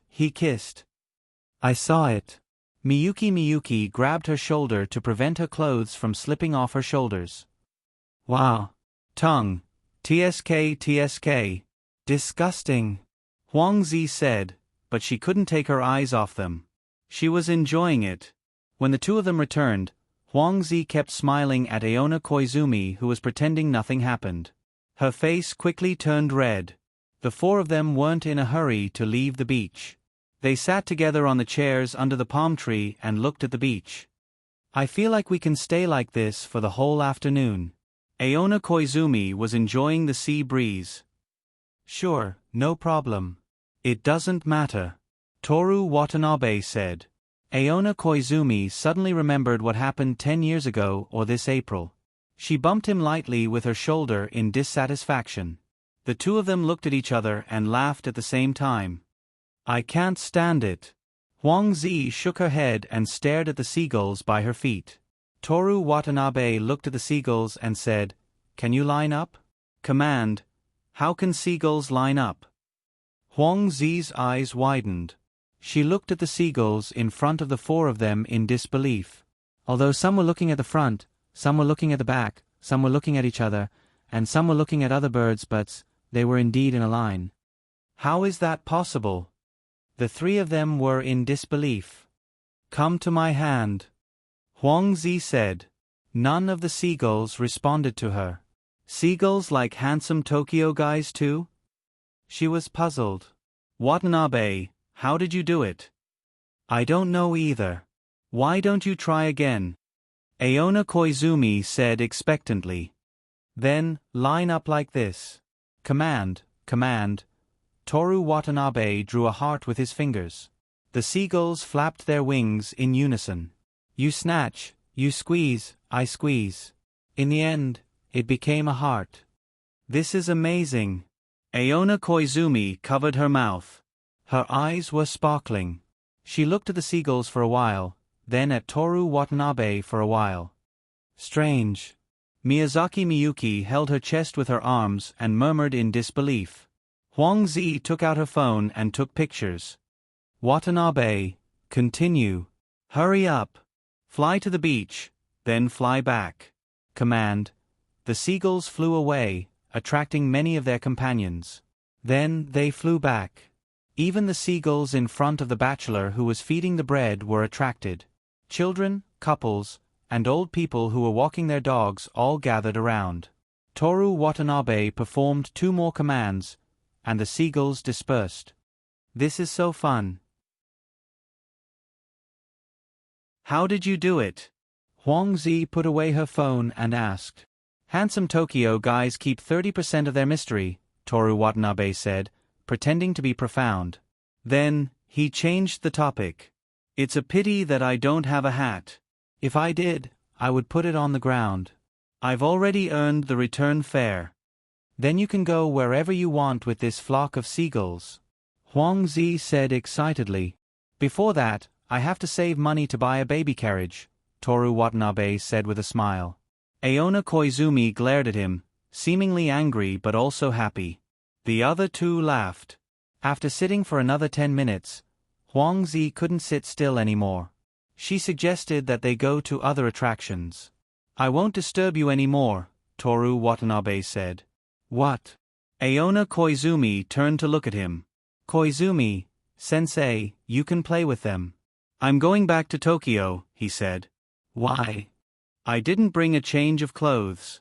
Toru Watanabe stood up. If he was here, Aona Koizumi, Huang Zi, and Miyuki wouldn't be able to play to their heart's content, so he might as well let them have fun this time. Can't you not change your clothes for a day? Huang Zi asked curiously. It's fine if you don't go to the hot springs, but it's impossible not to go to the hot springs in the hot sea. Besides, I came here to eat the golden-eye snappers. Since I've eaten them, I naturally have to go back. Toru Watanabe left just like that. He waited for a taxi on the side of the road. The 3 of them sent him off. Aona Koizumi was reluctant to part with him. Toru Watanabe reached out and pulled her into his arms. Aona Koizumi didn't resist. He whispered in her ear, "Next time, let's go out and play, just the 2 of us." When are we going? Aona Koizumi's voice instantly became cheerful. When the Mayu passes and it's summer. Can you really go with me? Of course, as long as sensei is willing. The taxi arrived, and Toru Watanabe sat down in front of the 3 of them. The taxi slowly drove along the seaside road under the palm trees. When they were about to leave the seaside, Toru Watanabe turned around and saw that Aona Koizumi was still standing on the side of the road, looking at him from afar. After the taxi disappeared, Aona Koizumi felt an indescribable pain in her heart. They were only apart for a short while, and they could meet again tomorrow. On the way to the Tangzen Shrine, they walked uphill again. She was hoping that Toru Watanabe would appear again. When she said that they were leaving earlier, she was actually lying and trying to make her happy. However, he didn't appear. She began to miss him. She really wanted to suggest to Huang Zi and Miyuki that they should go back now and take the next train back to Tokyo. However, she couldn't say it. Although she couldn't say it out loud, when she lost interest in the scenic spots, she would unconsciously say, "The hot sea is still too small. We can go anywhere in the hot springs. I still have classes on Monday. I want to prepare for them earlier." Huang Zi and Miyuki looked at her with a headache. "Aonai, just one night. We can meet again tomorrow afternoon."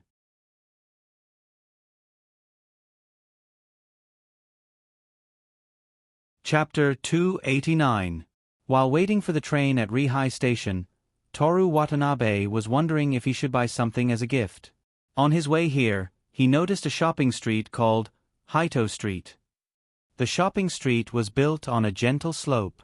Perhaps it was because he had to climb the slope every day to go to school, but Toru Watanabe felt a sense of familiarity. He didn't even have such a feeling when he was on the slope in front of Kamigawa School. There were many shops selling gifts, and many of them even had boxes of local specialties in front of their shops. Toru Watanabe wasn't in a hurry to buy anything. He slowly walked down the slope and prepared to finish his stroll. He had left his mask and book at the station. Fortunately, there was a famous saying that, except for Tokyo, all Japan is rural. In this rural town called Rihai, no one came to talk to him. It was just that the shop assistants and tourists kept looking at him. He was neither cold nor enthusiastic, just a little "don't bother me" expression. He didn't know if he was as noble as Miki Kujo or as cold as Rin Kiyono in the eyes of others. On the way, he saw a shop called Shiroya Academy. A bookstore at the shopping street in front of the station? Standing in front of the shop, Toru Watanabe wasn't sure if it was a bookstore. Maybe it was a hot pot restaurant where you dipped your brush in seasoning. He took out his phone and took a picture. Even in Rihai, 100 kilometers away from Tokyo, I still pay attention to bookstores. You have no idea how. His hand stopped. Toru Watanabe looked at the phone screen and deleted the line. The shopping street exit was not far away, but he was not in the mood to continue walking. He put away his phone and walked back slowly. On the way, he bought 3 boxes of strawberry daifu. When he returned to the station, there was still some time before the train left. Toru Watanabe went to the free hot spring in front of the station. There were many people here, most of them tourists with suitcases. The locals were probably tired of these hot springs. The seats in the corner were also occupied. Toru Watanabe sat in the middle, took off his shoes, and soaked his feet in the hot spring. The slightly high temperature of the water and the exclamation of the female tourists beside him made Toru Watanabe think of Miki Kujo. The last time the two of them came to Aizu for a trip, she was so hot that she didn't dare to put her feet down at the hot spring by the Hajin seaside. She was so hot that she didn't dare to put her feet down, so he slowly poured hot spring water on her feet. He took out his phone, took a picture of his feet in the hot spring, and sent it to her. Sexy? Tonight, I'll let you know what real sex appeal is. At the same time, she sent a picture of her thighs with her skirt slightly lifted. I'm drooling, save. Useless. Following that, Miki Kujo sent another message, where are you soaking your feet? The thermal sea. Clevered. JPG. Don't be angry, I bought you a gift. Strawberry. JPG. If I don't see you tonight, don't ever come back. I've already bought the tickets. Tickets. JPG. So no one wants her, so she was chased away. Send me a voice message. I miss you. It was a voice message from Mickey. Get lost. Nice, it's so nice. I'm Mickey, Neeson's fan forever. Waving a light stick. JPG. Mickey Ne-san ignored her little fan who was far away in the thermal sea. On the train back, they didn't meet the 2 female voice actors. Because they didn't have lunch, they bought a lunchbox from the station. The taste was average, but they ate while looking at the scenery along the way, which was quite satisfying. It was a bit of fun to go on a trip when you want to. After Toru Watanabe returned to Tokyo, the plum rain followed closely behind. It rained for a week. On a rainy Saturday, Toru Watanabe went to school with an umbrella that would never get wet. He guided the playing department's practice. On the ramp, he met Rin Kiyono. Good morning, Kiyono-san. Toru Watanabe walked up to her. Good morning. Rin Kiyono was holding an ordinary transparent umbrella. The transparent umbrella that was soaked by the rain suited her very well. It gave off a clean and transparent feeling. If this rain continues for another day, it'll be a week. Speaking of which, do you know the cause of the plum rain? It's because you said it last year. Rin Kiyono's cold voice was even more pleasant than the rain falling on the umbrella. Can you please forget it? I want to say it again. The two of them climbed up the hill and walked into the school.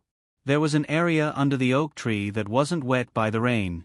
On the wet field, there were no members of the sports club, but they could hear the sound of a trumpet from the club building. Who did you go to the thermal sea with for the strawberry daifu? Rin Kiyono's interrogation tone was very natural. I didn't go with anyone. Koizumi, sensei went on a trip first. I came home from Kamibocho. When I was changing at the Shirgu, I suddenly wanted to look for her, so I went. In the end, I only stayed for an hour. You were chased back? Toru Watanabe took out his phone and showed her the message Miki Kujo sent to him. So no one wanted me, so I was chased back. What do you want to say? He asked. You two have been chatting for a long time. Qing Yi-lin tilted his umbrella and leaned his head over to look at the phone screen. What's the point? If I don't look for you, you'll ignore me. Rin Kiyono raised her eyes and looked at Toru Watanabe with eyes as beautiful as ice crystals. How do I put it? Toru Watanabe put away his phone. Everyone knows that I like you the most. Yeah. Rin Kiyono smiled and nodded. That's why I can't look for you. The more time you spend with me, the more you can't control yourself? Can't control your feelings for me? That was the case in the past. But now, I can't give up on Miki and the others. Is that so? Rin Kiyono turned her head and walked into the school building with her long hair swaying gently. There were many wet umbrellas on the umbrella stand in front of the shoe cabinet. The wind department had more than 100 people and was a sports club that practiced in the indoor training field. After the morning practice, Toru Watanabe didn't go to the human observation department to be alone with Rin Kiyono. Instead, he went to find Osamu Kunai.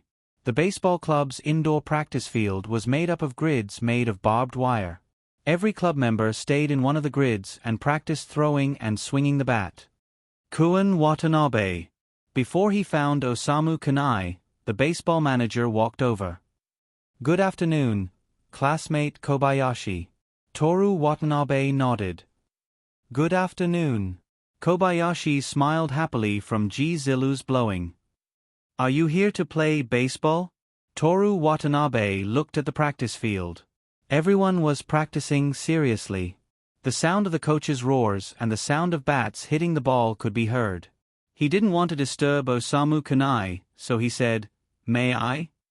Of course, Kun Watanabe is also a member of the baseball club. I forgot. Kun Watanabe, don't worry. When the time comes, I'll ask my father to arrange for you to be a substitute. Although you might not be able to play, you can sit on the bench and watch the game up close. Thank you, but there's no need. Toru Watanabe said. You're welcome. Alright, I'll bring you in. Kobayashi Ujizi led Toru Watanabe into a barbed wire fence.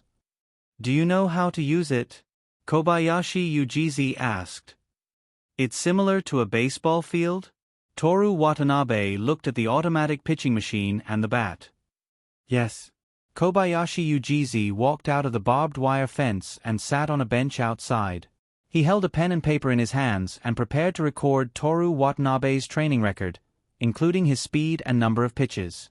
The main purpose was of course to wait for Toru Watanabe to get tired, give him a towel and water, and then chat during the break. Toru Watanabe picked the heaviest bat and continuously swung it at the balls thrown by the pitching machine. Bang! Bang! Bang! The faster the pitching machine threw the ball, the more carefree it was to hit the ball. But the pitching machine was still too slow. It was so slow that Toru Watanabe could still think of Rin Kiyono and Miki Kujo when he hit the ball back. Kobayashi Ujizi repeatedly called for a break several times, but he pretended not to hear. Kun Watanabe, are you okay? If a newbie practices for a long time, it's easy to get injured. I'm fine, thank you. After exercising, his mood was more or less cheerful. Toru Watanabe said, Can I come again tomorrow? Of course. Kobayashi Ujizi answered without thinking, and then slowly added, Kun Watanabe is a member of the baseball team, so he can come any time. Thank you.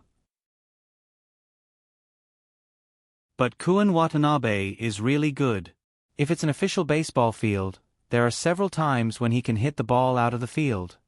You can see that.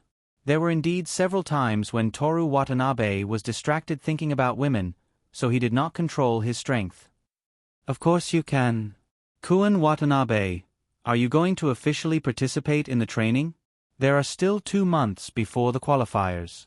With Kun Watanabe's talent, maybe you can be the 3rd or 4th batter in a month. How can it be that simple? Toru Watanabe said, I heard from Kojui that many talented people started practicing in elementary school. That's because they are not talented enough. Kobayashi Yujizi was more confident than Toru Watanabe. Kun Watanabe practiced oboe for a month. Didn't he surpass everyone? No problem. As long as it was Toru Watanabe's deeds, there was no girl in Kamigawa who did not know. Don't look at how he was usually scolded by the two big misses. In Kamigawa, he was actually a big star. After a few simple words with Kobayashi Yujizi, Toru Watanabe said goodbye and left. Returning to the music classroom, Rin Kiyono stood at the conductor's position, while the members of the blowing department sat in their own positions, preparing for the afternoon's ensemble practice. Toru Watanabe was the instructor, so he also stood in front, observing everyone's ensemble. Let's begin. Seeing that everyone was present, Rin Kiyono said. Yes. A chorus of female voices sounded. Not only the blowing department, but Kamigawa's first-year students were also overwhelmingly female. On Toru Watanabe's birthday, the principal met Toru Watanabe in the courtyard and specially gave him his blessings. He did not know if it was because he was a star student, or because he was giving face to Kujo's family. Student Sakanishi. Yes. The clarinet player, Sakanishi Rika, was responsible for tuning the instrument. Following her clarinet, all the other instruments made the same sound. Rin Kiyono did not hold a conductor's baton, so she directed with her bare hands. When she waved her hands, the brass instruments made a majestic rhythm. Toru Watanabe listened, occasionally glancing at Rin Kiyono. The side of her face was elegant and cold. Her expression was completely focused. Her slender and fair fingers could be vaguely seen through the sleeves of her school uniform. Her snow-white wrists could be vaguely seen. Stop. Halfway through, Rin Kiyono stopped the conductor's hands. The classroom, which had been filled with the roaring of instruments, suddenly became silent. Toru Watanabe could hear the sound of rain flowing down the glass window, but in the blink of an eye, this sound was covered by the sound of a student from the blowing department. What's going on? Rin Kiyono asked coldly. She swallowed her saliva, nervous heartbeat. Double bass. Here. Asako Hanada and another girl hurriedly responded. When you're plucking, pay attention to the movements of your left hand. If I remember correctly, I told you this in the morning. Yes, I'll pay attention. The first-year students were too scared to answer. Only Asako Hanada spoke. Trombone. Here. Yoshimi Tamamo's voice was the loudest in the trombone department. The mistakes that were pointed out yesterday were corrected in the morning, and now they're back. Can you schedule the competition in the morning? I'm sorry, I'll practice more today, but I promise I won't meet the requirements tomorrow. Yoshimi Tamamo answered firmly. If you think holding an instrument and opening the score means practicing, then you're gravely mistaken. Yes. Seino Rin glanced at her, then turned to look at everyone else. This isn't just for the bass and trombone players. All of you must remember that time is not the standard of hard work, but whether or not you've corrected your mistakes and improved your skills. The classroom was silent. If you don't improve, then it's just a waste of time. Don't be so emotional. Yes. Yoshimi Tamamo, including the second-year and third-year students, stood up and responded. Yes. The first-year students hurriedly responded. That's all for the ensemble. Practice separately. If you can't do it, then keep practicing. Or, you can play together by yourselves. Don't waste my vacation. Yes.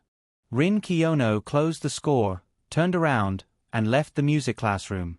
The classroom breathed a sigh of relief, but for a long time, everyone just looked at each other without saying a word. Toru Watanabe watched Rin Kiyono leave, then lowered his head and thought about something. Rin Kiyono lectured everyone. This was something that had never happened this year.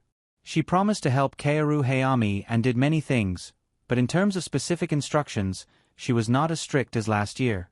She would only point out mistakes and not waste time on nonsense. The second-year and third-year students were fine since they had experience last year, but the first-year students were shocked. Everyone. Kaoru Hayami put down the bassoon and stood up to face everyone. Don't just stand there. Hurry up and start practicing. Yes. Everyone dispersed and returned to their respective classrooms. Some stayed in the music classroom and started practicing. Kaoru Hayami walked to Toru Watanabe's side and said with a bitter smile, "I'm sorry, Kun Watanabe. She clearly made many mistakes, but she still didn't improve." "Isn't that a good thing?" Toru Watanabe said, "She'll only improve after being lectured." "Yeah." Kaoru Hayami nodded in agreement. "But, what's up with Kiyono today? Why is she suddenly so eager to help? Maybe it's because she likes the rain." Toru Watanabe said. After giving a few simple instructions, Toru Watanabe went to the Human Observation Department. By the window of the activity classroom, a beautiful girl with a fair face was writing something on the score with a pen. Toru Watanabe sat in his seat and said to her, "Are you angry?" "No." "Yes, you're not angry. Is that why you were throwing a tantrum just now?" Rin Kiyono stopped writing and looked up at him. "Do you know what you did wrong? You didn't come to the activity classroom at noon. Not only that. Didn't I send you a message? Also, I apologize for everything. Don't use the instrument to vent." "Shallow." Rin Kiyono sneered. "Do you think I'll implicate others? And do they have the right to implicate me? Then you are." Toru Watanabe didn't understand. "This year is different from last year. Last year, you only needed to make all the instruments cooperate with you. When the judges heard your performance, as long as the others didn't make any obvious mistakes, they would naturally give an A. So you were really helping just now." Toru Watanabe suddenly suspected that he didn't know Rin Kiyono as well as Kaoru Hayami. "I was helping, but not to the extent of being enthusiastic. While guiding them, I wanted you to think that I was jealous and angry and cared about me." "Bad woman. Are you still going out at noon? Didn't I go to the baseball club at noon in the past? Did you deliberately avoid me in the past?" Rin Kiyono asked. "It depends on the situation. What about messages? Do you take the initiative to send me messages?" "It depends on the situation." Rin Kiyono stared at the depressed Toru Watanabe and suddenly laughed. "Anyway, you've always wanted to send me messages. You opened our chat interface several times and typed a lot of words, but in the end, you deleted them. How do you know? Can you read other people's memories other than mind reading?" "Idiot." Rin Kiyono was a little embarrassed. "I'm the same. I wanted to send you a message several times." Toru Watanabe couldn't say a word. "How can I stop loving this bad woman?" "Impossible. Give up. Even I love myself." Rin Kiyono directly answered the question that Toru Watanabe asked in his heart. P.S. Thank you to the leader of Zhan and Xiao for becoming the 54th leader of this book. Thank you to the second and third leaders of Armored Space Mother Phoenix.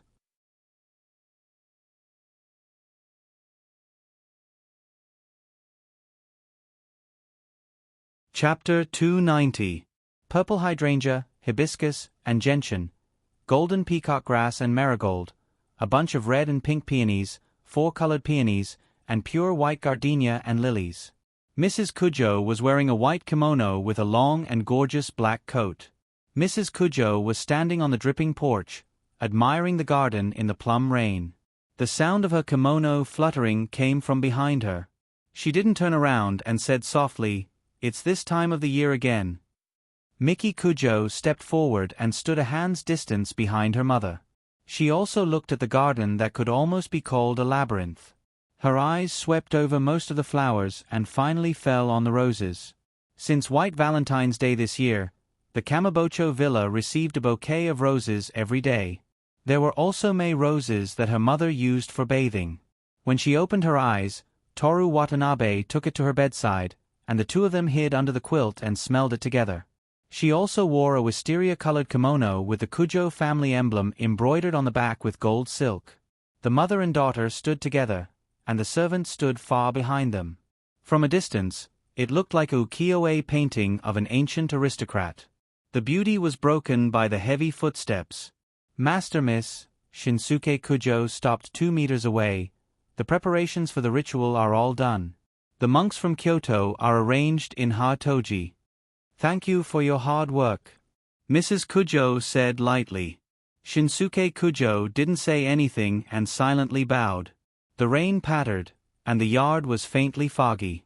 The white flowers were the first to hide their figures. There's one more thing I need you to do. Yes. June 19th. Saturday. It was sunny for 2 days this week, but on Saturday and Sunday, it began to rain again. I can't go today. Ask for leave. Toru Watanabe called Rin Kiyono. Why? On the other side of the phone, Rin Kiyono stopped putting on her clothes. Miki asked me to go there. It seems to be the death anniversary of the previous head of the Kujo family. Rin Kiyono continued to put on her clothes. You're not related to the Kujo family by blood, nor have you married into their family. What are you going to do? Make up the numbers? I understand. There was nothing else to say after that, but the call didn't end. Toru Watanabe looked at the forest of Meiji Shrine in the rain and listened to the sound of hands reaching into the sleeves, zipping up the pleated skirt, and tightening the bow. After Rin Kiyono finished dressing, she said coldly, "Pervert." Beep. She hung up the phone. I don't believe that you don't know that the call is still on, Toru Watanabe said to Meiyu. After taking a shower and changing his clothes, he left a note on the table for my Asahi, who was still sleeping. Go to Miki's house and tell Koizumi, sensei for me, Watanabe. He pressed the pen down on the paper, took the umbrella and went out. This was the first time he went to the Kujo family's mansion alone. In the past, it was either Miki Kujo who came to pick him up, or they went to Kamabocho together. The taxi stopped at the bottom of a steep slope, and further ahead was a private residential area, where driving was prohibited. Toru Watanabe paid the fare and climbed the slope alone with an umbrella. After climbing the slope, he saw the Kujo family's deep courtyard. The walls were majestic, and the trees within the courtyard were lush. There were many cars parked at the main entrance, and many people in black suits and plain kimonos entered the house. Toru Watanabe walked over, and these people hurriedly greeted him. Inside, Toru Watanabe didn't go to the lobby, but ran to Miki Kujo's bedroom first. She slept here last night, so she definitely didn't get up yet. And every time he came here, he would be asked to change into a kimono. The one he was going to wear today was probably already hung on the kimono rack.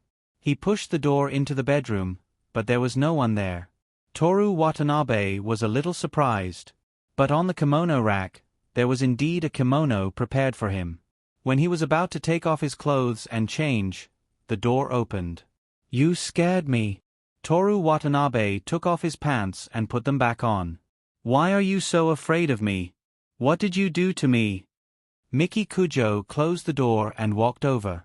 My body is Miki's, of course, I have to protect it. Toru Watanabe took off his kimono and put it on one by one. You make it sound nice. Miki Kujo put her hands around his waist and helped him tie his belt. After putting it on, Toru Watanabe noticed that his kimono also had the Kujo family emblem. This is... From now on, you're a member of the Kujo family. Miki Kujo helped him adjust his collar and black feather. Let's go, baby. Shouldn't you call me Prince or something like that when I'm wearing a kimono? Toru Watanabe hugged Miki Kujo as she turned to leave. Let go. Your black kimono looks so good. Miki Kujo slapped his hand that was reaching into the front of her shirt. Don't mess it up. Then, should we use the same posture as last time? Today is the anniversary of my death. Oh. Listen to me. Toru Watanabe originally wanted to get it over with quickly, but Miki Kujo played with him and simply let go. After the two of them showered, put on their kimonos again, and slowly walked to the temple. It was already past 10 in the morning. The Kujo family's private temple was as big as a tourist attraction, grand and magnificent. The smell of sandalwood rose in spirals, one after another the sound of a wooden fish, and a dozen or so monks chanting in unison. In front of the temple, most of the Kujo family members whom they had met during the new year were kneeling. Toru Watanabe followed Miki Kujo to the front and knelt beside Mrs. Kujo. "Good morning, mother." Toru Watanabe bowed his head and greeted her. Mrs. Kujo slowly opened her eyes, glanced at him, and nodded slightly. At this time, she was completely different from the one who drove, wore jeans, and wore a baseball uniform. She clearly had the same beautiful face, but she gave people the feeling that they were two different people. The ritual officially started at 11 and lasted for an entire day. Toru Watanabe only had time to rest when it was dinner time. "We still have to continue at night," Miki Kujo said in the bedroom. "Kneel."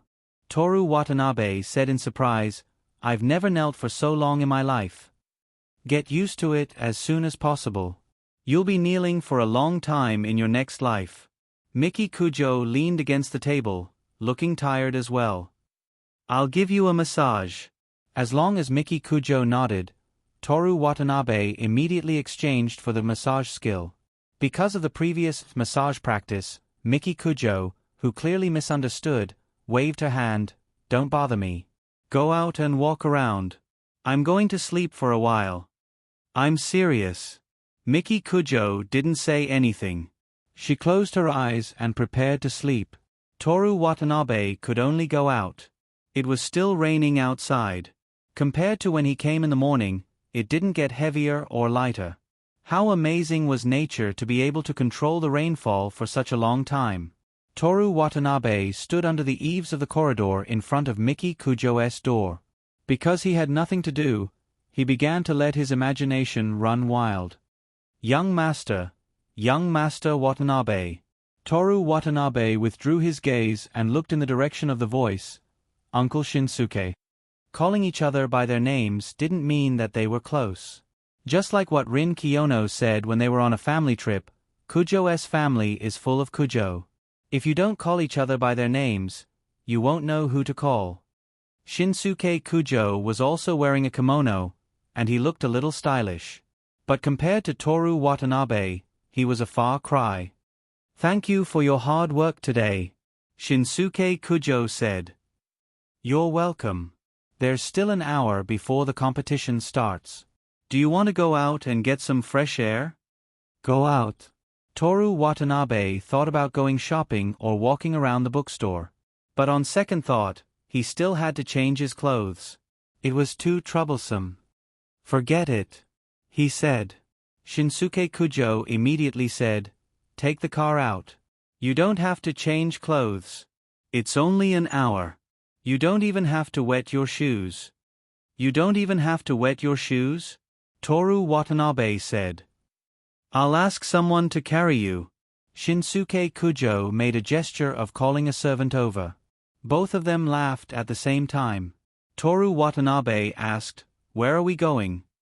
"Take the car and walk around. Find a clean place to sit for a while. It'll be over in an hour." "Thank you, Uncle Shinsuke." Both of them did not change their clothes. They got into Shinsuke Kujo's car and headed towards the central district. The night was hazy, and the rain was dripping. Every house had their lights on. When the car arrived at the destination, Shinsuke Kujo got out of the car first. A bodyguard held an umbrella for him. Toru Watanabe got out of the car later. He also had a bodyguard holding an umbrella. Shinsuke Kujo leaned over and introduced him to where they were. He stepped out of his umbrella slightly. His kimono was wet from the rain. "Young master, have you been here before? Is this Ginza?" Toru Watanabe looked around at the red and green lights. "Yes." Shinsuke Kujo said, "Please come with me." Both of them stepped on the rainwater reflecting the neon lights and walked into a shop. The shop was not big, but the interior decoration was very elegant. As soon as they entered, a slim beauty in a kimono walked up to them. "President Kujo, you haven't been here for a long time. Oh, this kimono is so beautiful." The kimono beauty looked about 25 years old. "Mama-san, the good-looking one is here." Shinsuke Kujo introduced Toru Watanabe. "Your son, our future young master." Moma-san just stared blankly with her mouth open for a while. Although Toru Watanabe was handsome and could indeed make girls look at him with infatuation, the Ginza bar and club Moma-san was 100% acting. But her acting was very natural, or rather, she pushed the boat with the current. Not only did it not make the guests feel fake, but it also satisfied their vanity. Toru Watanabe nodded gently. The Moma-san in front of him was indeed beautiful, but he did not look at her. There was no discrimination. It was just a personal preference. He could not get along with this kind of woman. Even back at the Imperial Tea House, when Miki Kujio came up and kissed him, he still felt uncomfortable. Moma-san, come back to your senses. Shinsuke Kujo teased. Ah. Moma-san covered her mouth embarrassedly. Really, President Kujo, why didn't you tell me about the young master's handsomeness earlier? You made me lose face. Ha ha ha. Shinsuke Kujo laughed. Moma-san is wrong. Not only is he handsome, but the young master is the smartest in Japan. How can I see it when I first meet him? Please come often in the future, I will definitely see it. Moma-san said angrily and unwillingly. Shinsuke Kujo introduced this Moma-san to Toru Watanabe. Young master, this is the most beautiful Moma-san in Ginza. There are a lot of beautiful women in this shop, but all the guests are here for the Moma-san. Don't say that. Let's find a place to sit first. Toru Watanabe stood for a while. Look at me, Moma-san said with a face full of self-blame. While leading the two of them inside, she said, I haven't seen President Kujo for a long time, and the young master was in a daze. I actually let the two of you stand. The two of them sat in a private room. What wine do you want to drink today? Moma-san didn't let other women receive them. She accompanied the two of them. President Kujo, do you have high-end wine here? Or something else? Shinsuke Kujo looked at Toru Watanabe. I don't drink. Toru Watanabe looked at the decoration in the shop and looked at the guests who were dressed in high-end clothes. Although he didn't like it, it didn't matter if he looked at it. After listening to Toru Watanabe, Shinsuke Kujo immediately said, I have something to do later. I just came out to relax. Moma-san is lending us this place. Please come. It's my honor. Moma-san asked the foreman to bring snacks, juice, and high-end fruits. Although she didn't drink, she was still very talkative. Most of them talked about their own things, such as being born in Kyoto, being a dancer, and coming to Tokyo alone before becoming a geisha. Halfway through, her accent changed to Kyoto dialect, which was gentle and pleasant. From time to time, she asked Shinsuke Kujo about his work. She didn't ask in detail, but only asked if he was happy. If he was unhappy, she would comfort him softly. While talking and laughing with Shinsuke Kujo, she complimented Toru Watanabe without any trace, but she didn't take the initiative to ask him any questions. Toru Watanabe drank juice and thought about Japan's society. In Japan, it was normal for men to drink outside until 11 o'clock or even 2 o'clock after work. Coming to this kind of bar was a symbol of status. He saw in the magazine that Abe Chan seemed to have also been here. In the photo, Abe Chan was sitting on the sofa with a glass of wine, smiling happily. When he came back to his senses, Moma-san looked depressed. Young master? Shinsuke Kujo shouted. Sorry. Toru Watanabe thought that he was distracted and discouraged the other party from chatting. Moma-san is so pitiful. Shinsuke Kujo sighed inexplicably. Huh? Shinsuke Kujo sighed and said, Young master, you may not know, but there are many bars in Ginza that have investors behind them. The executive director of SHII Products, Tamura, is Moma-san's investor. I thought it was you, Shinsuke. Toru Watanabe said. Young master, you think too highly of me. I still owe 1 billion. How can I sponsor Moma-san? Shinsuke Kujo said, that executive director of Tamura, because he offended someone, he was sent abroad to be the president of a branch company. Isn't it good that the executive director became the president? How can the president of a foreign company be compared to the executive director of the headquarters? Moreover, if he leaves Tokyo, Moma-san will lose its investor, and this bar will soon close down. Uncle Shinsuke, are you going to be the new investor of Moma-san, and then you are going to borrow money from me? Toru Watanabe asked.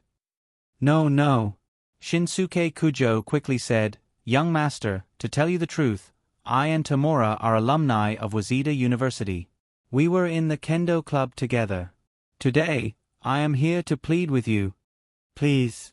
Moma-san put her hands on the low table and bowed her head. Young master.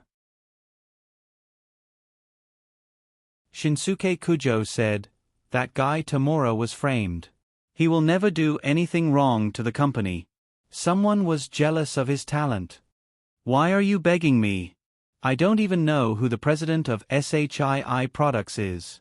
Toru Watanabe said. The president of SHII Products is Liu Zei. He is Shinsuke Kujo's man. Shinsuke Kujo said. Who is this Shinsuke Kujo? Toru Watanabe asked. Did you forget? At the meeting before the new year, he was competing with me for Kanagawa's business. At that time, thanks to your help, I accepted Kanagawa's business. Half a year ago, I don't remember. Toru Watanabe showed a look of reminiscence. These are not worth mentioning to you. You don't have to remember them. You just have to tell Miss, and not only Tamura, the president of Mitsui and Company, but even Shinozaki from the headquarters will have to listen to her. Young master, I beg you. Manager Tamura was really framed. Madame Mulberry cried and begged. Young master, as long as you say a word, Tamura can stay in Tokyo. That guy is really capable. And Moma-san's life in Tokyo is not easy. Without Tamura, who knows where such a beautiful person will go? Since it's a false accusation, why don't you help Tamura investigate? Toru Watanabe said. Those people's evidence is quite complete. I have no choice but to beg you. Please help my old classmate. Help Moma-san. Moma-san left the sofa and knelt on the carpet with her hands on the ground. She bowed her head to Toru Watanabe and didn't say a word. Toru Watanabe put down the delicate glass of juice. Go back. On the left was Shinsuke Kujo. On the right was Moma-san. Young master, Tamura was really framed. Even if he is transferred to a useless department, the main thing is not to go abroad, but to stay in Tokyo. Toru Watanabe looked at the motionless Moma-san at his feet. I'll think about it. Good, good, good. You take your time to think about it. No rush. Tamura will go abroad next month. Shinsuke Kujo quickly responded. Thank you, young master. Thank you, young master. Moma-san said with a crying voice. Go back. This time, Shinsuke Kujo got up and made way. Moma-san wiped her tears and stood up. Back at Kujo's house, there was still some time before the evening ritual. Toru Watanabe returned to Miki Kujo's bedroom. Miki Kujo was already awake. She was leaning on the elbow table and browsing documents on her tablet. What's wrong? She raised her eyebrows and looked at Toru Watanabe. You're angry. Who provoked you? Toru Watanabe's face was calm, but Miki Kujo could see his emotions. Your uncle, Shinsuke Kujo. Toru Watanabe told her what had just happened. Miki Kujo listened and didn't take it seriously. If you come to plead, I'll have my subordinates revoke the transfer order. No. Toru Watanabe stopped her, using a beautiful woman to plead with me. Do you think I'm an ordinary teenager who likes to show off in front of women? Just pretend you don't know about this. Shinsuke Kujo begged you to do something, but you couldn't do it. The subordinates will make fun of you as a son-in-law. Do you think I care about what they think?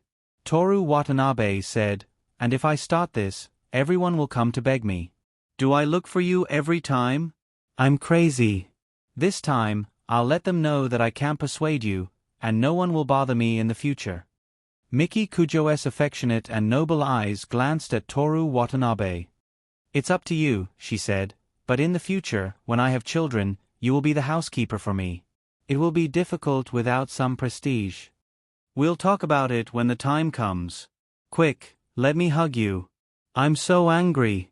Go take a shower first. Miki Kujo raised her leg in white cloth socks and pressed it against Toru Watanabe's chest. You touched the body of Ginza's #1 Momo-san, and you want to touch me. I didn't touch her. Then go take a shower too. It's done. Shinsuke Kujo said respectfully. And Mrs. Kujo nodded gently. Then what about Tamura? If Kun Watanabe comes to plead, then do as he says. If he doesn't come, then do what you need to do.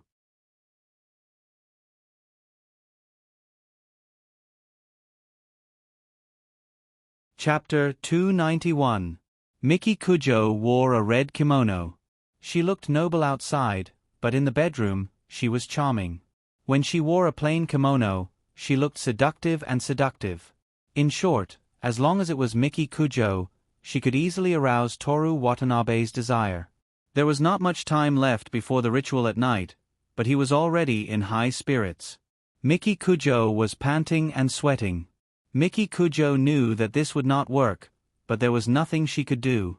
The first words of love and teasing were, simple, I like you more, no, I like you more. Even if she said it 100 million times, it would not be enough. Halfway through, there were only moans. Her entire body was filled and penetrated. She forgot about her family, work, and studies. She only had eyes for each other. She was completely immersed in it. After it ended, she was held tightly in Toru Watanabe's arms, or she gently held Toru Watanabe in her arms. She was so comfortable that she forgot all her worries. She wished that she could stay like this for the rest of her life, or that her life would end at this moment. It was the same this time. Nestled in Toru Watanabe's arms, she felt lazy, as if she was in the warm wind, or as if she was lying on white cumulus clouds. During this time, Toru Watanabe did not say a word. He felt the warmth of her skin against his. Miki Kujo was very satisfied with his immersion. She stretched out her slender arms and wrapped them around his neck. She pressed her face against his neck. I'm going to be scolded, she whispered. Toru Watanabe did not say anything. He lifted her chin and kissed her delicate lips. Kissing, and leaving her lips, the side of her face, her earlobe, her neck, her collarbone. Miki Kujo looked up and let out a comfortable moan. Their position changed from her nestled in Toru Watanabe's arms to Toru Watanabe buried in her arms. When Toru Watanabe put his hands on her bent knees and was about to separate her legs, she opened her eyes and teased him with a smile. Are you sure you want to do it? Toru Watanabe suddenly woke up. He looked very conflicted. Forget it, I'm not doing it. Finally, he gritted his teeth. Useless. She kicked him away, took the quilt, threw it over his face, and got out of bed. By the time the two of them dressed up and rushed to the temple hall, the ritual had already started for more than an hour. They knelt beside Mrs. Kujo. Mrs. Kujo reprimanded them in a low voice that only the three of them could hear. How dare you? Toru Watanabe looked at Miki Kujo, the murderous, unreasonable woman who was sometimes domineering, sometimes contemptuous, and sometimes begging in bed. At this moment, her eyes were closed and her eyebrows were drooping. Her delicate side profile looked holy in the midst of the chanting and the smell of sandalwood. Holiness had its own unique charm. Let her put on such a pose at night. Wait. Now is not the time to think about this. He apologized to Mrs. Kujo in a low voice. I'm sorry, it won't happen again next year.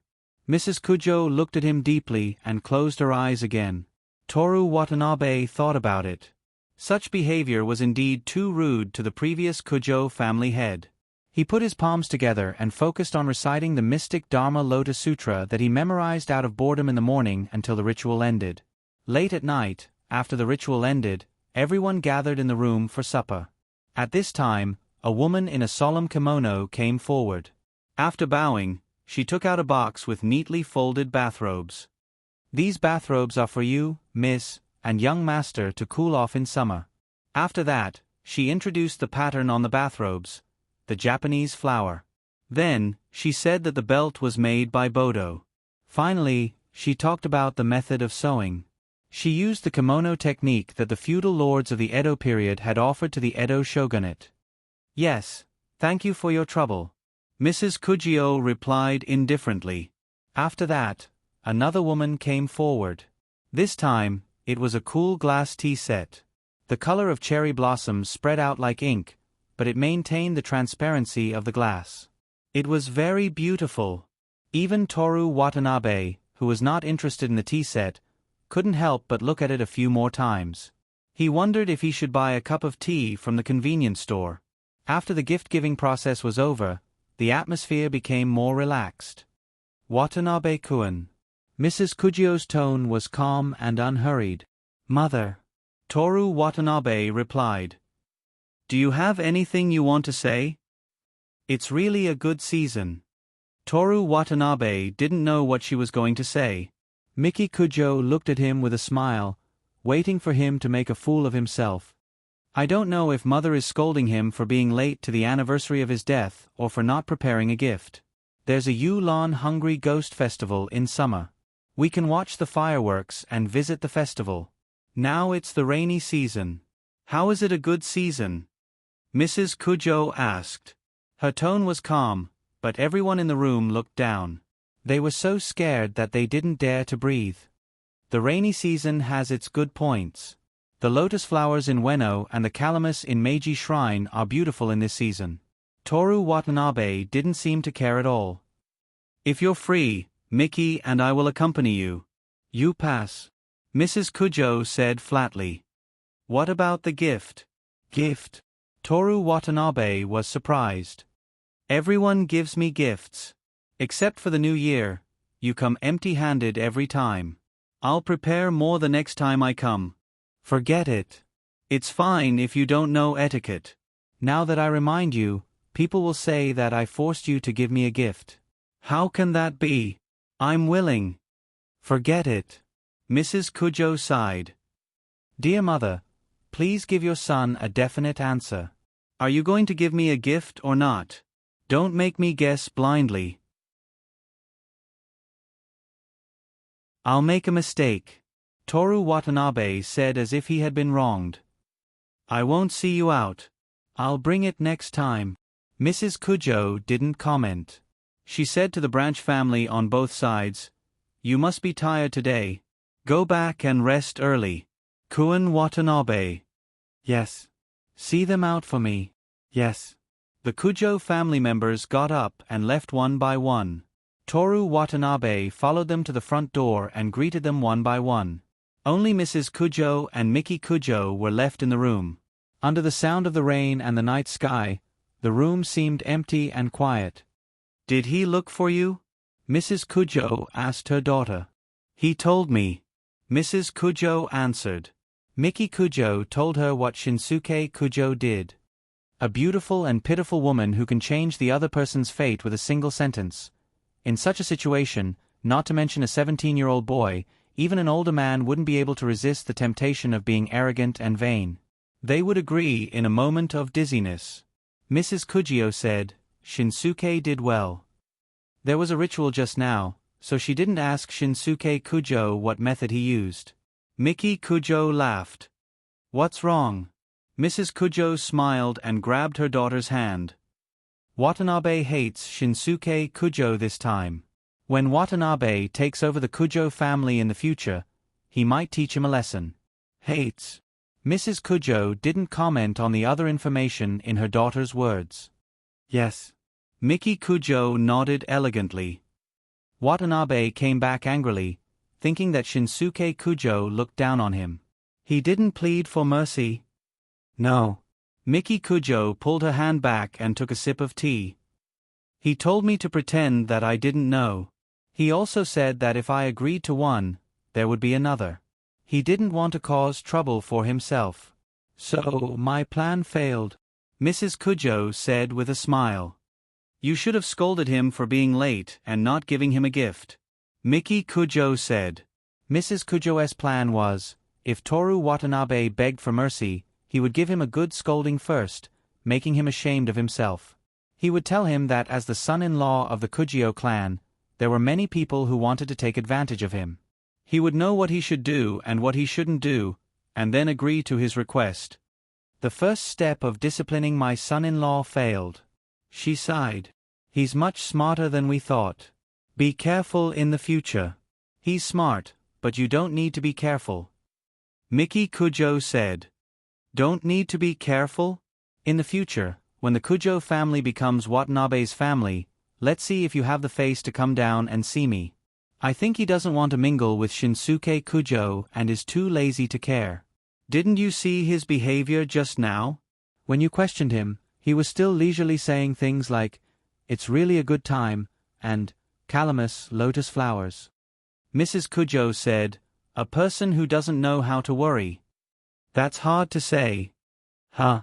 Maybe he saw through this arrangement, or maybe he didn't. But for the future, he pretended to be carefree and didn't want to care about anything. This guess is very likely to be true. Mrs. Kujo said, "He's a son of a farmer from the countryside. Before he started dating you, he worked part-time and studied. He's done all kinds of hard and tiring work. He's also very talented. How can such a person be carefree and have no desires? But no matter what, I think there's no need to worry. If he wants power, just give it to him. As long as he changes his surname to Kujo, the one who will inherit the Kujo family in the future will be my child with him. Nothing else matters." Mrs. Kujo looked at her daughter. "When I'm dead, you can do whatever you want. At that time, I won't be able to control you even if I want to. Mother looks so young. Maybe you'll live to be 120 or 130 years old. You'll live longer than me. 120 or 130 years old. How ugly would you be? It's better to die early while you're young and beautiful. According to what you said, we should die now." The two of them tacitly changed the topic and stopped talking about the plan. Calculating the time, Toru Watanabe should be on his way back after sending off the branch family members. "It's still early for you. I'm almost there. Maybe I'll have wrinkles in 2 years." Mrs. Kujo said. "You're 8 or 9 years old. No matter how well you take care of yourself, you'll have wrinkles." Miki Kujo didn't hold back. Mrs. Kujo couldn't be angry with her daughter. The existence of children was to remind parents of aging. It's all thanks to Kun Watanabe's skincare products. By the way, Kiyono also asked me for them. Tell Kun Watanabe to bring another bottle. You told Aunt Kiyono about Watanabe? Miki Kujo said with some dissatisfaction. Even Rin Kiyono didn't know about Toru Watanabe's matter. She treated it as her own secret. If she could go back in time, she would definitely not tell her mother about it. This kind of thing, it was enough for 2 people to know. "Don't worry, my good daughter. I only said that I developed a skincare product with rare raw materials." Mrs. Kujo said carelessly, "Remember to tell him to give it to me. Otherwise, in a few years, when Kiyono and I walk together, people will think that we're mother and daughter." "Okay." Miki Kujo agreed. After a while, Toru Watanabe came back. The hem of his kimono was stained with rain. "Thank you for your hard work, Kun Watanabe," Mrs. Kujo said with a smile. Without guests, although she was still wearing a luxurious kimono, her attitude was much more amiable. "It's not hard. Letting me attend the death anniversary and see the guests off is your acknowledgement of me. I'm more than happy to agree to let me and Miki be together." Toru Watanabe knelt beside Miki Kujo and held her left hand. Miki Kujo looked at him with a smile. "You just said that you and Miki will take me to Ueno to see the lotus flowers. When will you be free?" Mrs. Kujo asked. "When will you be free?" Toru Watanabe said. "I'm an idle person. I'm free every day. How about tomorrow?